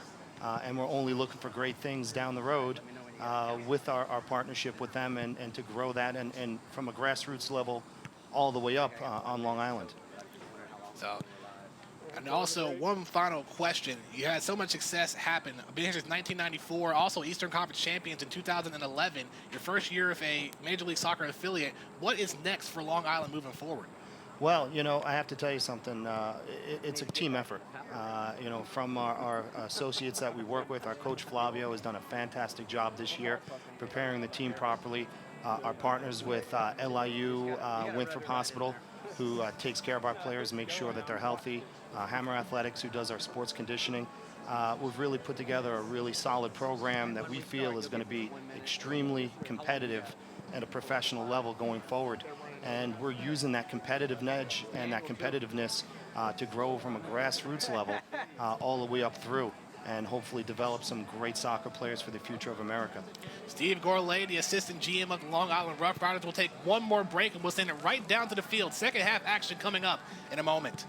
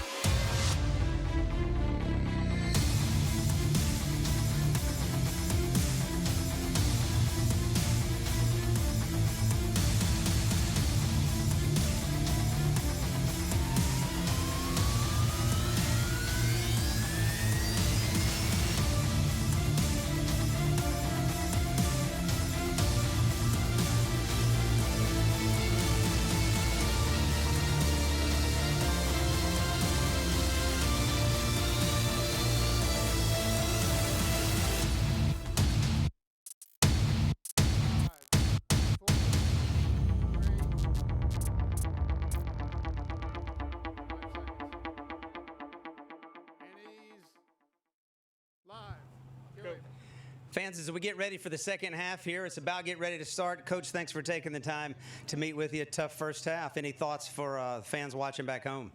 Tough half, two quality sides battling it out in the heat. So talk to the boys. We want to make sure we stay composed and keep working hard second half. Anything that you can you might want to share with the fans watching at home in terms of any adjustments you guys are thinking of making? We just want to be as sharp as possible, do a little bit more movement up top, and get guys just a little more freedom to go forward because we feel the first goal is going to be crucial in this game. Absolutely. Listen, you're getting a lot of things on Twitter, fans asking how the heat's affecting you, the guys staying hydrated, taking care of that sort of thing. Well, we've been doing that since yesterday the best we can. It's difficult situations, but our first game was for 45 degrees and pouring rain, so I'll take this over that. That shows range and adjustment, Coach. Listen, a couple of set pieces in there keep coming, but not a lot of shots on goal yet. Looking for big things from you. Thanks so much for your time. My pleasure. My pleasure. Thank Great. you. We'll send it back at 0-0 here at halftime. Looking for great things as the second half begins. We're live, Dan. Thank you, Darren. Darren Van Tassel, the owner of Tormenta FC, with the interviews with coaches with both the Long Island Rough Riders and the Myrtle Beach Mutiny. Daniel Wall and John Milleracey here as we welcome you back to Irk Russell Park in Statesboro, Georgia. 0-0 between the Mutiny and the Rough Riders. Very physical play so far in the first half, John. Yeah, I'm hoping this game will open up a little bit. The first half was a little bit cagey as we expected because of the heat, but hopefully as each degree of heat goes down, the pace of play picks up a little bit. So as you just heard Coach Flavio say, his team's ability to score the first goal will weigh heavily in this match, and I think that's exactly what Kyle just said in Myrtle Beach as well. The heat will be a factor. Amazing that Coach Ferry said that the first game of the regular season they played in 45-degree weather, and now they're here in Statesboro with the temperatures over 100 degrees. They should be thanking us. Bit of a change, sometimes a little bit. You gotta wonder. A little bit. You get those fluke cold fronts up north, and in May it can get cold quick. And in my time in coaching in West Virginia, with the PDL team up there was one year, I think it's 2014, we had frozen rain coming down in our opener up in the Appalachians. Wow. So you never know. You never know. Second half about to be underway between the two. Only one can advance to the finals tomorrow evening. Doesn't look like there are any changes at the minute. Also, it should be noted for the Mutiny, Utah Yamamoto, his night is potentially over, not back on the field after sustaining a knee injury in the first half. Neil Lavati in for Yamamoto. Majority of the first half, it's been dominantly Myrtle Beach with a lot of opportunities to score. We saw the one shot that was deflected off of the goalpost, and it would have been a goal if it was a couple of inches to the left. The goalkeeper, Dylan Casanare, was nowhere to make the save. It would have been a whole different ballgame. It would have been. Myrtle Beach would have been able to go in a little bit more bright, having a one-goal lead, but we're all at zeros, and it's all about this next 45 minutes. Good chance for Myrtle Beach here. An early goal will be clutch for them. Trying to get through. That is Nicholas Moreno. As it goes back out. The Mutiny able to regain possession. Look for 14 and 10 for Myrtle Beach to try to get on the ball a lot and control the tempo here. Looks like they've come up with that game plan to try to get those two on the ball as much as possible. The Mutiny having another reserve come into the game to start the second half, João Delgado, number 8, as the ball will remain with the Mutiny. Looks like they're content to keep 14 sitting in a classic number 6 role. As a defensive midfielder, it's going to free up their 10 and their 8. Ricardo, and I didn't catch his name, the new player that just came on, João Delgado, to get on the ball and dictate the game and push forward a little bit.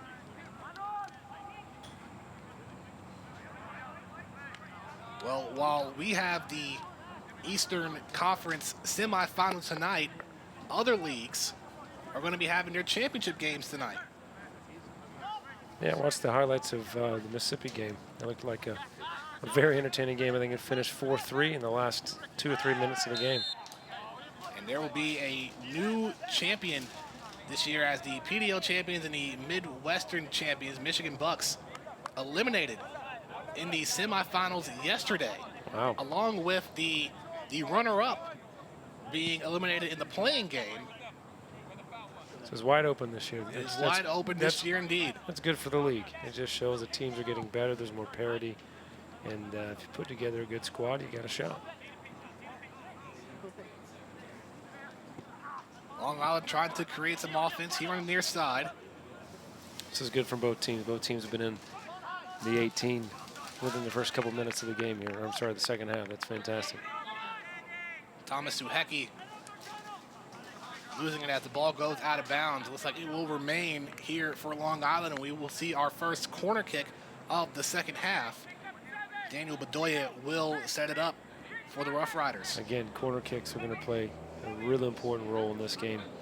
So look for Long Island to take advantage of this opportunity. We haven't seen many corner kicks in this game as Bedoya setting it up, and that's going to go off the post again, looks like. So again, both two of the three of the game's best chances have come off restarts. Ooh, and my there's goodness. a good save Almost caught him. by Marscheider. Big play for the goalkeeper there. Out of the way. Able to deflect it high above the goalpost. And now we're seeing Long Island coming out aggressive here in the second half. Good start. Hopefully we'll have a very entertaining second half. Both teams have had chances. Both teams have been in the other's box. And here we are, another corner kick. This time on the far side. Bedoya still setting it up for the Rough Riders.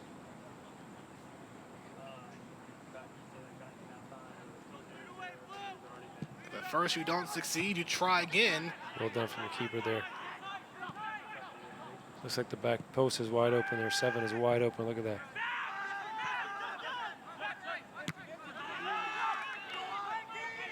Here's what they're looking for from Myrtle Beach. Quick break.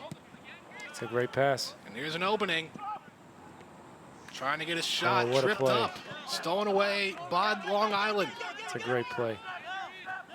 All right, great start from the second half. Here's a look, a pass trying to get inside, covered by Marscheider. Looked like both coaches have spoken to their team here to open the game up a little bit, take some chances, and get forward. So from a fan's perspective, that's great news.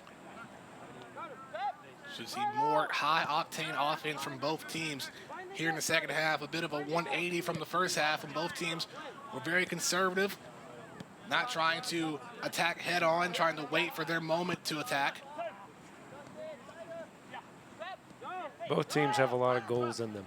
They've gotten far in this league and this part of the season because they have the ability to score a lot of goals. So this game could end 0-0. It could be 4-4. You never know. And now a player down. That is Rahan Gamara.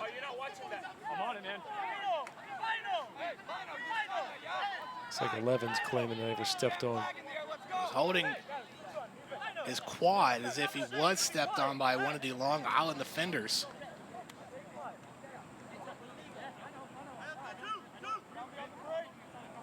A good on-field look from the camera operators of the Georgia Southern Multimedia Development Center. Done a great job for Tormenta FC this summer and being able to be a part of the Eastern Conference Championships this weekend. John, you talked about both teams having a lot of goals in them. Myrtle Beach had 38 goals this season, while Long Island had 28. Still a high number. Absolutely. All right, look for Ricardo here to bend the ball in back post. Looking for Uzo's head. Here's Gomez on the kick, goes in, but deflected off the head of the Rough Riders. Gomez able to keep it in play. Will be deflected off of Gomez. Smart move by Bedoya. Now the Rough Riders will have a chance to advance upfield.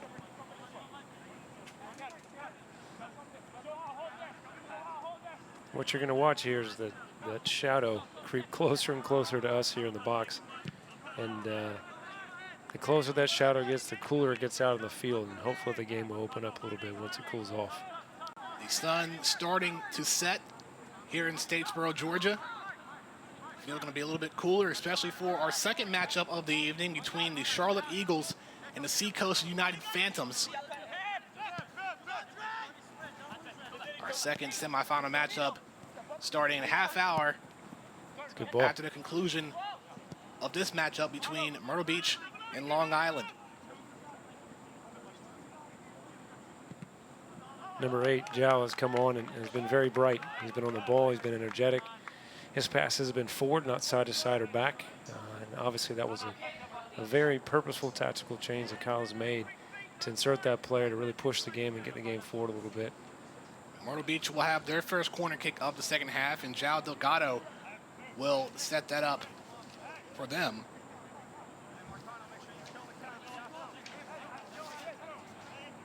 Delgado has played in all 14 games, has 3 goals on the season, along with 2 assists. Header by Uzo, but it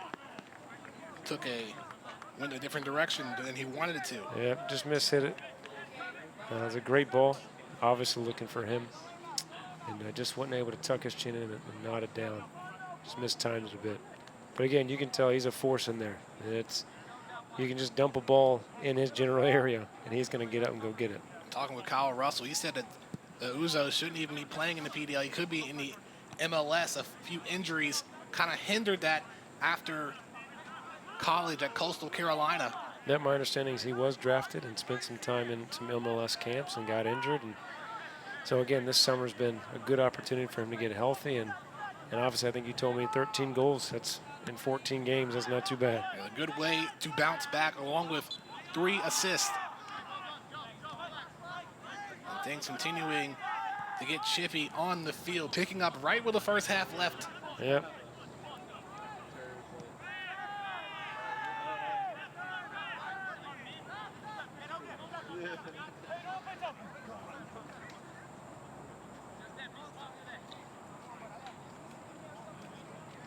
So I expect this game to open up and then hit a lull here pretty soon. And I think they got a nice halftime rest and some air conditioning, and then I think they may have to settle back in here in a little bit.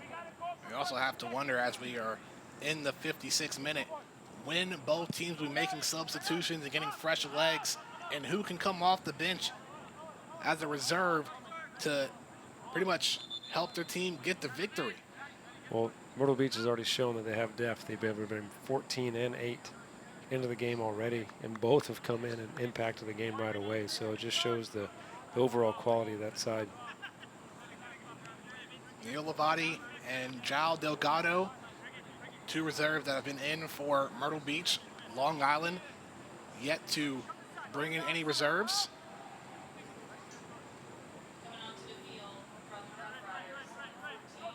And right when I say that, we have our first substitution for Long Island, Junior Rosero, coming in onto the game.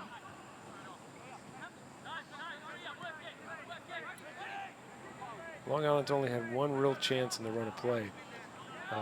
Their main mode of creating chances looks like for restarts at the minute. And that's, from what I understand, that's not typically them. I think they enjoy a lot of possession and try to move the ball well. And in these conditions, it's been tough to do that. That's a great ball here to 14. Coming in on the near side, Rosero trying to get involved as soon as he steps onto the field.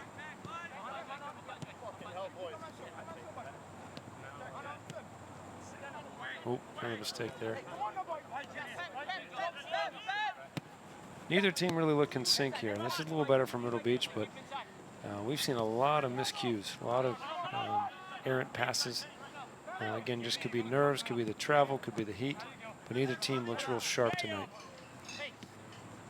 Both teams still trying to find a way to get past the other. It's been a chess match, especially in the first half, where both teams were a little more conservative and trying to be pass first before they try to go in to score. Of course, Myrtle Beach having a little bit of an advantage, playing here in Statesboro, Georgia, few months ago on May 13th, taking on Tormenta FC, resulted in a 1-1 tie. So they know the field pretty well.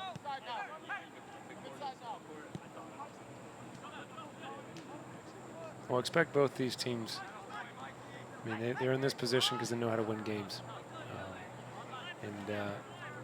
You learn how to win games by capitalizing on restarts and other teams' mistakes, and then scoring in big moments of the game. So we'll see which team has learned that lesson the best. Trying to get the pass up to Rosero. Covered by Marscheider.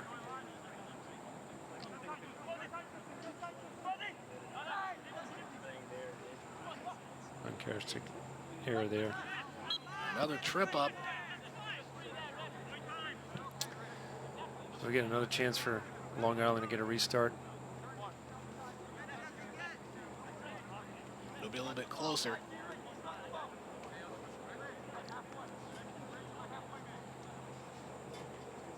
One thing Long Island does have is they have good team height and athleticism. So I think they feel very confident if they put the ball in the box here, they'll have a chance. Got number 21 pushing on, probably going to look for his head. Bedoya on the kick, heading inside the 18, and that will be headed out of play. We'll go the other way. So that's John Murphy there helping out, being a ball boy for 5 seconds. You'll hear him tomorrow night.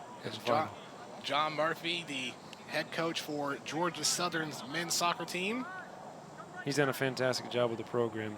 He being an alum, we're very, very happy with the direction he has taken the program in just a short amount of time. We had 2 of his guys with us this past summer that did very well, Justin and Nick. So expect big things from that program this fall. I've heard they've got a great recruiting class. They've got a good group returning. So I'm excited to see some bright things in the future for Georgia Southern soccer. Looking forward to it indeed, as well as with John Murphy in finishing up his first season. John, you're finishing up your first season with Tormenta FC, their second year overall. That's right. In the PDL. Your first season coaching them. Had a great year, was just a little off before making the playoffs, finished the season 7 wins, 3 losses, and I believe 4 ties. Right. Yeah, we came out of the gates a little slow this year. We started out 0-2-2. It was a great chance for Mizzo here. It's unfortunate. Yeah, we came out of the gates a little slow. And if you look at Myrtle Beach, you look at Charlotte, and you look at their record, they came out flying. They got ahead of the pack, and we had to chase and chase and chase, and made a great run of it there at the end. And unfortunately, a couple ties and a loss down the stretch ultimately sealed our fate not being here tonight. But we finished ranked 17th in the country, which is something we're very proud of, and it looks like we'll get a very strong cup or opportunity to be in the Open Cup next year. And not to mention, even though those first couple of games took a while, you had to take on Nashville 3 times early on in the season, but it was mainly the second half of the season what everyone was so impressed by, able to get multiple goals and multiple wins as well. Some teams, one being Myrtle Beach, kind of took a heavy sigh of relief when Tormenta ended up not being in the Final Four because they were fearing Tormenta here late in the year. Well, looks like a good opportunity here. There's a look from Long Island. There's the kick. Well done from the keeper. Good save by Marscheider. You know, we weren't clicking in the first 5-6 games. Really the first 4. We played really well against Nashville, and Nashville was the #1 ranked team in the conference, and beat them 2-0 at home. Here's another look at the shot by Long Island on the far side. Right into the hands of Eric Marscheider, the goalkeeper for the Mutiny. More aggression from Long Island here in the second half. Yeah, it looks like they're pushing it. They've had a very good start to the second half. They may have another opportunity trying to get inside the 18, kicked away by the Mutiny. And being familiar with Myrtle Beach, they're not firing on all cylinders right now. I've seen them play at a very, very high level, and you know, it's hot. They're not connecting passes well. Long Island's doing a good job to disrupt what they typically do. So Long Island's got a good run of play here. If they can find one, they're going to make it very difficult for Myrtle Beach down the stretch. Myrtle Beach made a good substitution here. Wilfred Williams, an experienced player. He played 2 years. The number 7 here, left back. from Myrtle Beach, played 2 years for the Charlotte Eagles. So he's been in this position before. And he was a late acquisition, I think, a couple weeks ago to come jump in with them. So that's a good player and a good substitution. Interesting with Williams joining Myrtle Beach after spending the previous 2 seasons with Charlotte. They are currently in their 3rd year in the PDL.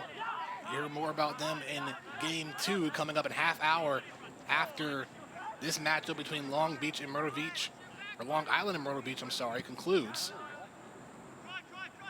Rough Riders trying to find the look, going inside, but good defense from the back line. Very bright from Long Island here. They're pushing the game, pinning Myrtle Beach in. More guys are getting on the ball, more guys are getting forward. This is very good from them. There's a collision between the two, and a yellow card given out to Eric Marscheider. And he did not like that at all. Well, let's watch the replay here and see what he's upset about. Looks like he got there a little late, so we'll see. Well, that's tough. That's a tough angle. You know, as a former goalkeeper, you'd like to think you got a hand to it first, but the official didn't have that angle. So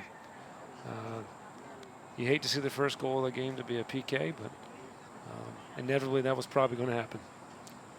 Well, we've seen a lot of yellow cards given out in the first half, or first of the second half, and a penalty kick for Long Island, a chance to get ahead. And it looks like it will be Daniel Bedoya on the penalty kick. So Marscheider has the great so far. Goalkeeper make a stop here, that would be a huge lift from Myrtle Beach. Here's the shot, and it's good. A goal for Long Island. The Rough Riders take a 1-0 lead off of the penalty kick in the 65th minute. Well, it's a great result of a good 10 minutes of play from Long Island. I was just saying before the foul that they're getting bodies forward, they're moving the ball well. They look very bright, and you know, good things happen for you when you put the ball in the box and you start making the other team chase a bit. So well-deserved 1-0 lead. Daniel Bedoya with his 5th goal of the season. He had a goal in the play-in game against New York on Tuesday. And he is able to get the Rough Riders ahead 1-0. We'll see how they respond here. They may sit back and just see the game out, take their chances, and they may try to get the second. Look at this. Game's wide open now. Here's a look from Myrtle Beach, and it's deflected away by Long Island. So now Myrtle Beach is going to have to come out and press a little bit, try to win the ball a little bit higher, be aggressive, and get the ball forward. Now, Myrtle Beach did work on defense this entire week leading up into this game because they are frustrated at some of the goals that they gave up earlier in the final couple of games of the regular season. Well, they've done a good job in the first half, and then moving on here to the second half. You know, unfortunately, for them, Long Island did a great job of keeping the ball, making them chase and dragging them out of their shape, and they got punished for it.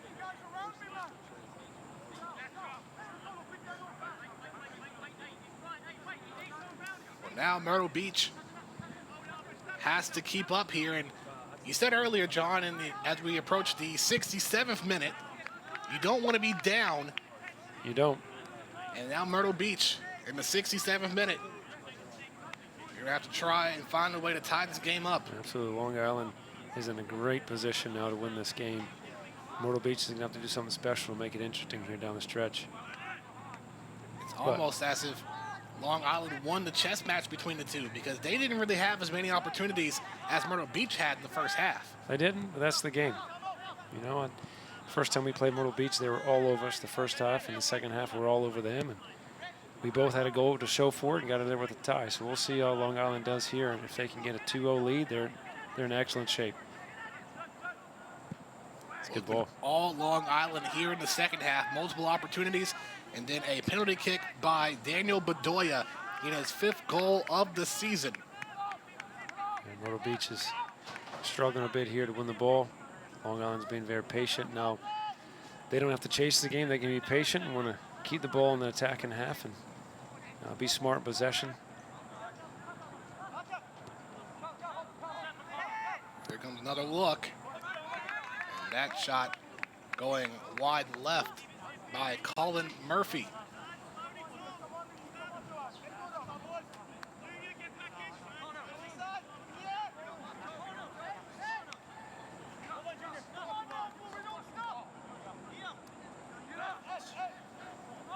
I've just been told that the penalty kick was actually shot by by Arthur Basoa. So Arthur Basoa able to get the Rough Riders ahead, but now Myrtle Beach trying to counter and retaliate.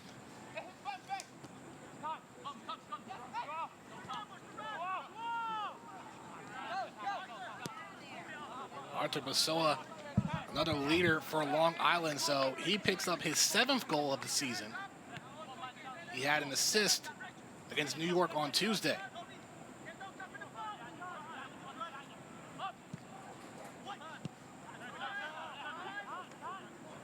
And Long Island has come in the second half a much different team. Shoulders back, chins up, being assertive. See if they can maintain that throughout the half. Long Island talking about spreading the wealth, having anybody that can score at any time.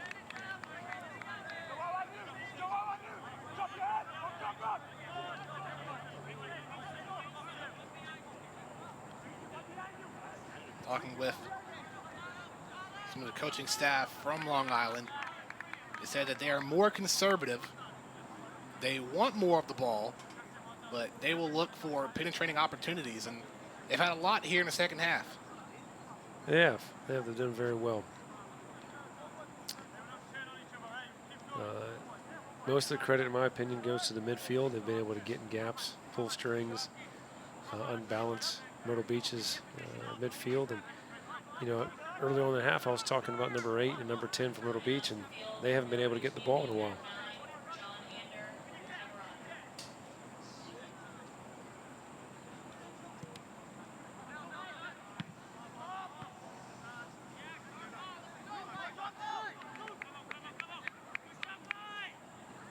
Now you wonder if Myrtle Beach will bring in any extra reserves, some fresh legs here in the second half. You've already seen Neil Lavati and Jao Delgado come in. It's unfortunate there for them. There's a chance to get forward. Now they're chasing. Long Island's doing a good job of getting compact and hitting them on the break here. Another goal could seal the deal for Long Island here on the near side. Rosero trying to go around, and it's deflected out of bounds. It will stay here for the Rough Riders, and they will have a corner kick opportunity.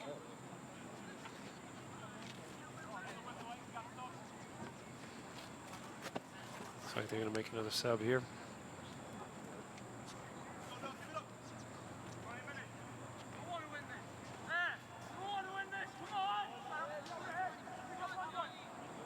Daniel Bedoya will set up the corner kick for Long Island here in the 72nd minute of play.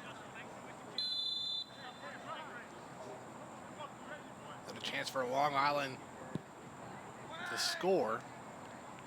There's the header deflected by the Mutiny. Oof. That one out of the 18.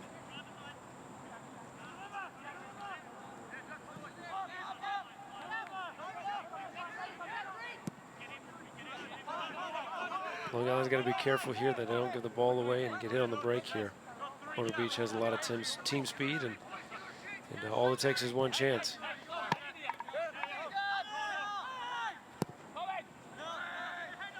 Trying to go inside off the header.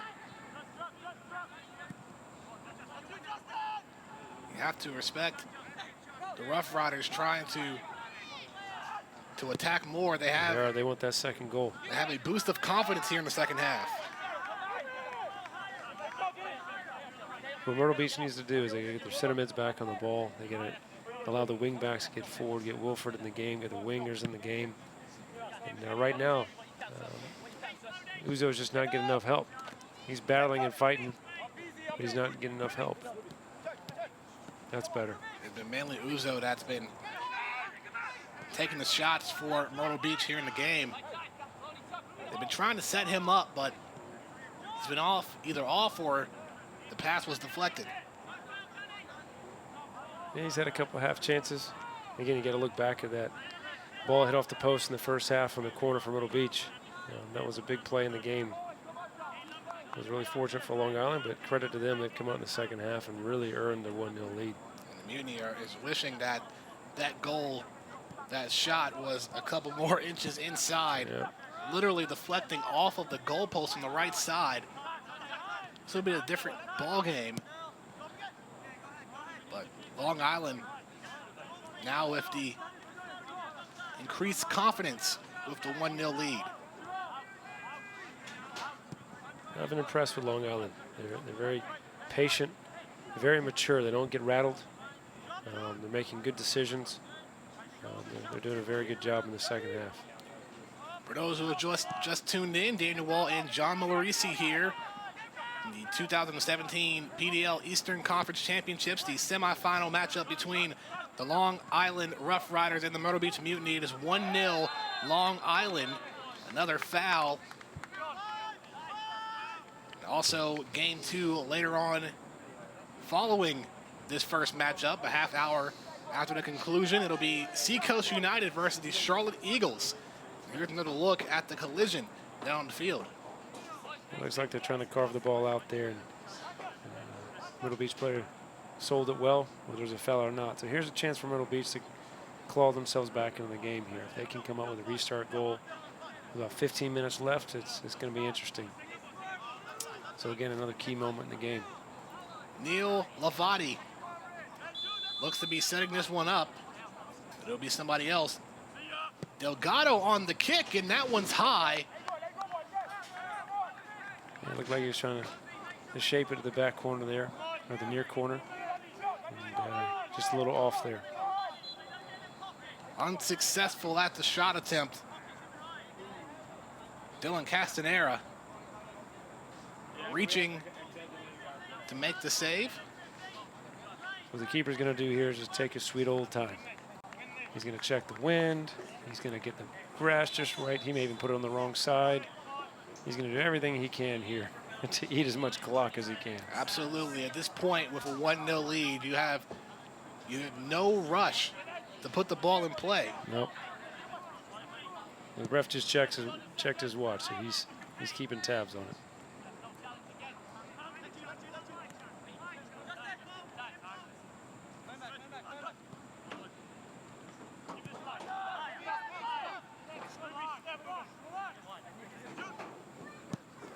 Minutes and some change remaining in the second half. Long Island traveling over 1,000 miles and multiple flights to get here. They don't want to go home. They want to stay for tomorrow's championship match. That's a good ball. The Mutiny trying to get inside. There's the shot, and that one goes wide right. So you're seeing the Mutiny push numbers forward, taking a few risks. He almost won another pass there instead of a shot, but he felt comfortable to try to hit that. And again, it's getting almost to desperation time for Myrtle Beach. They're going to have to really start taking some risks. It may be a moment where you'll see Myrtle Beach is trying to take as many shots as possible as time continues to wind down. Absolutely. You're going to have to start taking more risks here, because what's the difference between a 1-0 or 2-0 loss? So I expect them to really start pushing numbers here real soon. If they can get Wilford Williams in the game, this left back here, they're number 7.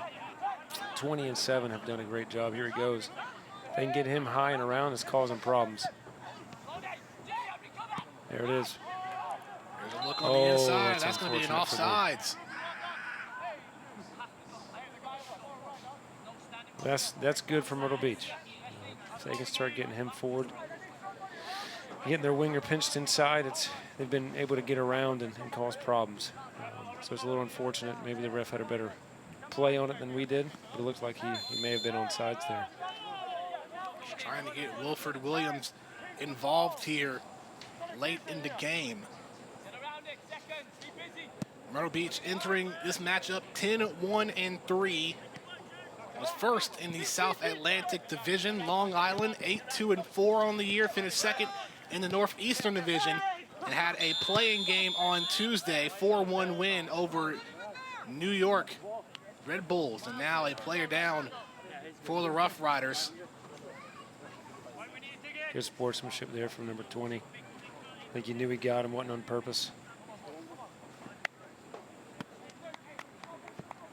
He seems to be okay, able to walk off on his own well. Looks like he will stay in for the remainder of the game.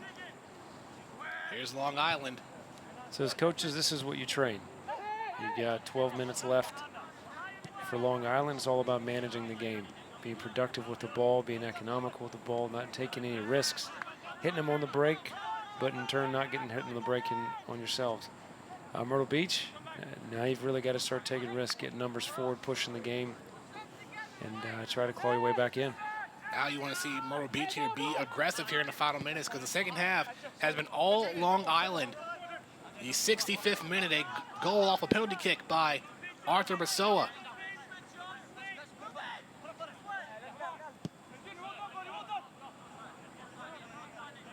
Mutiny trying to create an opening, trying to get Wilford Williams involved on the near side. He wants an opening and wants to look to potentially tie this game up for Myrtle Beach. Well, he was a good sub, and I think 8 was as well. And but it doesn't take long to get fatigued in this kind of weather. Mind you that Myrtle Beach has played here in Statesboro a few months ago against Tormenta FC, a 1-1 tie. So they know the field here, they know the conditions. But a little bit of a different temperature from, yes, but a little bit of a temperature change between May and July. Maybe a 30-degree difference, but who's counting? Long Island has been able to play exceptionally well here in the heat. I think our game was May 13th, and we still had cool nights here in Statesboro at that point of the year. This is good. You want your wing backs forward. We're going to try to pin them in. Be productive here. And with the sun continuing to set, the field has been a little bit more cool now as it is. It makes a big foul. difference in the game. In Tormenta's first year, last season, kickoff was at 7. You can see now why we moved it to 8. It's a much better fan experience because if you look at the stand here just below us, it's fully enclosed now in shade. And we're normally kicking off in about 20 minutes here, and it's just a better fan experience. It's a little bit later, but that 25-degree difference, it's worth it. It's worth it, and the sun not in your face is worth it. Long Island trying to get another shot. That one deflected off of the shoulder of the Mutiny defender. A player that's been very, very busy in this game is Long Island's number 10. He's been all over the place. Maybe he's been to Georgia before. And another player down for the Rough Riders, and they're going to bring out the trainer.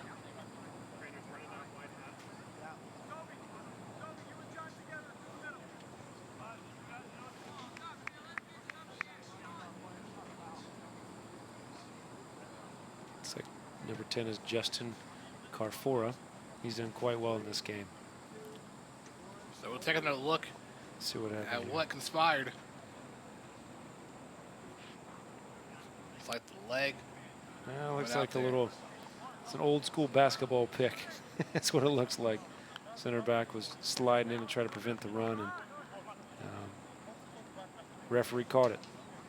That's Sean Foster, who went down, has played in 13 games this season, has a goal and 3 assists. Here's another look. Foster is trying to go in, fake out the defenders, and was tripped up and went down, and he's up now, walking off on his own with the trainer. His night may be over.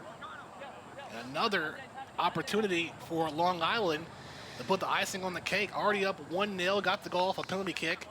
They may be able to get another. Well, it looks like they're going to go for it here. Now, some teams would maybe dump the ball in the corner and just try to kill off some time, but 8 minutes is a long time in soccer. So it looks like he's going to go and try to put the nail in the coffin here and put the game away. This is Andre Morrison, wearing number 27 for the Rough Riders. Morrison has 1 goal on the season from the University of Hartford in Connecticut.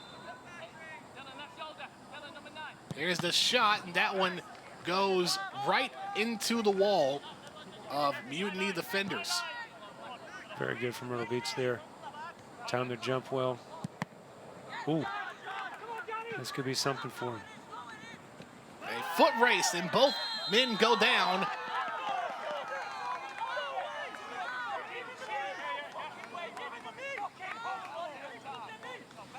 And you can tell Long Island is unhappy with that call made by the ref. I think both teams would have a shout for something there. As a ref, I think you have to call something. And let's see what the replay says. Looks like Myrtle Beach had a initial jump on the ball. Yeah, legs got so close. That's why I'm not an official. Well, nonetheless, Myrtle Beach here have a chance to tie this game up. All right, this is a big play here. Neil Lavati will be going for the kick. There's the shot, trying to bend it in, looking for someone to head it. That one rolls left. Close call for Long Island giving up that goal. Myrtle Beach may have another chance. Inside the 18, headed away by Long Island. Looks like Myrtle Beach wanted a whistle blown, but yeah, would been not a get it. handball there. Again, that's why I'm not a ref. Didn't see it. This is good for Myrtle Beach. It's crunch time. They got numbers 4. They're taking risks. It is now or never, win or go home, as we approach the final minutes of the first semifinal matchup of the PDL Eastern Conference Championships. Here's a shot by Long Island, and that may go in. No. Wow. Quick save there by Wilfred Williams. Looks like the keeper's down there. Junior Rosero almost had a chance for a goal, was deflected off of Eric Marscheider. Yeah, it's a great break from Long Island. That's exactly what you want. Okay, good ball in. Here's a look at it right here. Rosero with it, goes up, and it looks like Marscheider's hand not only went off the top of the goalpost, but collided with possibly one of the cleats. That was a big play. And he is holding that right hand. He was trying to signal coming out the game, but he's still in. He's got to hang in there. Looks like his ribs. I think he took a shot right in the ribs. Sadly, I've been there way too many times in my career as a goalkeeper. You just got to push through. Well, here's maybe a chance to strike while Marscheider's not 100%. Now they're looking to kill the game off. At this point, with so much physicality and aggressiveness happening in this game, Long Island may be looking around the clock to go ahead and take the win and advance to tomorrow. So again, very impressed here with Long Island. You can tell why they're here. They struggled in the first half, came out with more bite, and have been very intelligent in how they've moved the ball, how they've created chances. They've hit them on the break. They've done well in restarts. Long Island's definitely been the brighter team in the second half. They would love to advance to the championships. Had so many great things going for them this season. The first year with a MLS affiliate with the New York Football Club. They were able to defeat their in-state rivals, the New York Red Bulls U23 team, in the playing game, winning 4-1. Now for a 1-0 lead over Myrtle Beach. They don't want to go home. Myrtle Beach running out of time. And here comes Williams. He may have a chance. And it's covered up by Casanare. So the ball got a little bit too far in front of Williams. Yeah, it's a game of inches sometimes. So look for Myrtle Beach to maybe roll the dice here in a little bit. Maybe go to 3 backs and 3 strikers. From Long Island, that's what you want. You want to call some errors, get the ball in that attack in half, get some corners, get some restarts. I'd be surprised if Long Island dumps a ball in the box here. I would imagine a short corner and try to kill the game off. Long Island trying to hold on. They will have a corner kick here. Junior Rosero will be teeing it up for the Rough Riders. Those who are watching, go to Facebook Live. Following the conclusion of this game, we'll have the Powerade player of the match of the first semifinal game. And here's a chance for Myrtle Beach if they can get it to that far side. They can maybe break on them. They got to see it quick.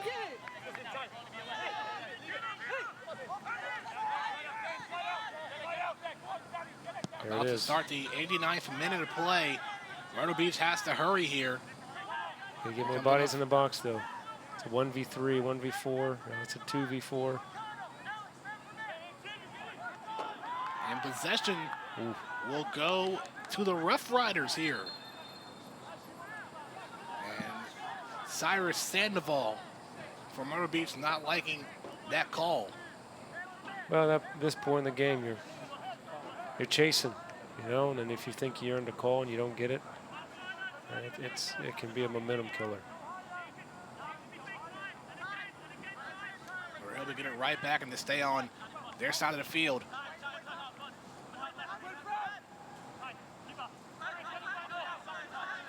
What great work rate from Long Island to push through these temperatures. Still pressing. Look at this. And they pretty much drew the short end of the stick, playing in the hot conditions early on. They did. The 6 p.m. start time. Myrtle Beach has a bit of advantage when it comes to the weather. Long Island able to get a goal in the 65th minute. Arthur Basua with his 7th goal of the season via penalty kick. Long Island has been very good defensively. The back four has been very organized. They don't give the ball away much. Any cross that's come in, they've really been able to contain Uzo. Big night for them to keep a clean sheet this far. All right, just now, it's like a corner here. So this will be a corner as we're about to roll into the extra time. It's a big play. So it is now or never for Myrtle Beach. Looks like they're putting just about everybody in. Goalkeepers at half line. Going to keep the number 7 back to pounce on any counter. There's the corner kick. And that one goes away. You'll have 3 minutes of stoppage time here in the second half. If you're the losing team, that's too short. For the winning team, that seems like a year. Oh, here's a chance. And Long Island, they put the icing on the cake. Here's an opening. And here is the shot, and that is a goal. It's offsides. No, whoa. Wow. I'm not 100% sure about. Well, it looked like an easy goal, and a member down as Tyler Bott for Long Island still on the ground, holding his head. May have collided with the goalkeeper, Marscheider. Leg to leg there. What a bizarre play that was. And Junior Rosero had a wide opening, and what looked like was going to be a goal, but an offsides call. Myrtle Beach still in this game. Here's Wilford Williams. He goes for the shot, trying to set up for the header. Inches from a tap in. Okay, Myrtle Beach is really pushing it now. They still have possession. Get another chance for a break here. If they can just get it to the corner here, they can seal it. Tyler Bott going over to Rosero. He may want to try that again. Goal. Here's the shot, and that's the goal. It's well done. Junior Rosero. The first time was an offsides, but the second time was able to connect for a goal. And Long Island with a 2-0 lead, and which will momentarily be a 2-0 win. And they have sealed their way into the Eastern Conference Championship. Crazy things can happen, but if you look at the body language of both teams and the sidelines, you feel that Long Island knows they've got it, and you know that Myrtle Beach feels like they let one slip away tonight. So hopefully that gaming ends clean, no red cards. the chippiness. It just finishes out. It's been a good game, especially in the second half. Looks like number 10 is cramping. I'm not surprised that guy's put in quite a shift tonight. He's been going back and forth. Justin Carfoya. And he's been very good for them tonight. A big engine in midfield has done very well. Oh, it is now 2-0. Long Island. First, a goal off a penalty kick by Arthur Basua. And then in stoppage time, Junior Rosero.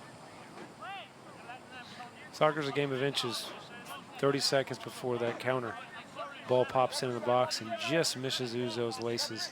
You know, half an inch, he could have tapped it in. It's 1-1. Yeah, Myrtle Beach instead it's 2-0. Was so close. I know. To being able to tie the game up. I know. And in a matter of seconds, Long Island. This can be a very cruel game, but it's what makes the game fantastic. Is that it's just there it is. That's the final whistle. Well earned from Long Island tonight. Well, the Long Island Rough Riders advance to the Eastern Conference Championships. They're not going back to New York just yet. And now the Rough Riders will wait to see who they will face tomorrow in Game 2 of tonight. The Charlotte Eagles take on the Seacoast United Phantoms. And for the Myrtle Beach Mutiny, who had a great first season in the PDL, 10-1-3 in the regular season, they have a lot to hang their head on high. Oh, they've got nothing to be ashamed of. You know, when you get to the knockout stages of a season, you know, what you've done in the past really doesn't matter. Long Island, I think having that game on Tuesday night, even though it was less rest, I think it helped them. I think it helped them get over the nerves of the playoffs, and they played a very good team on the road. And you know, you wouldn't know it in the first half, but they were cagey enough not to give up a goal, even though they didn't have the ball a lot. So well done from them. The second half was very bright from them and well earned. Well, now they will have 24 hours to rest up and get ready for tomorrow. That's right. They'll probably stay here in the stands and watch the next game. So that'll be all for the first semifinal matchup. Long Island Rough Riders getting a 2-0 win over the Myrtle Beach Mutiny. Stick around, folks, because in about a half an hour, we will have the second semifinal matchup. Charlotte Eagles versus the Seacoast United Phantoms coming up in just a little while.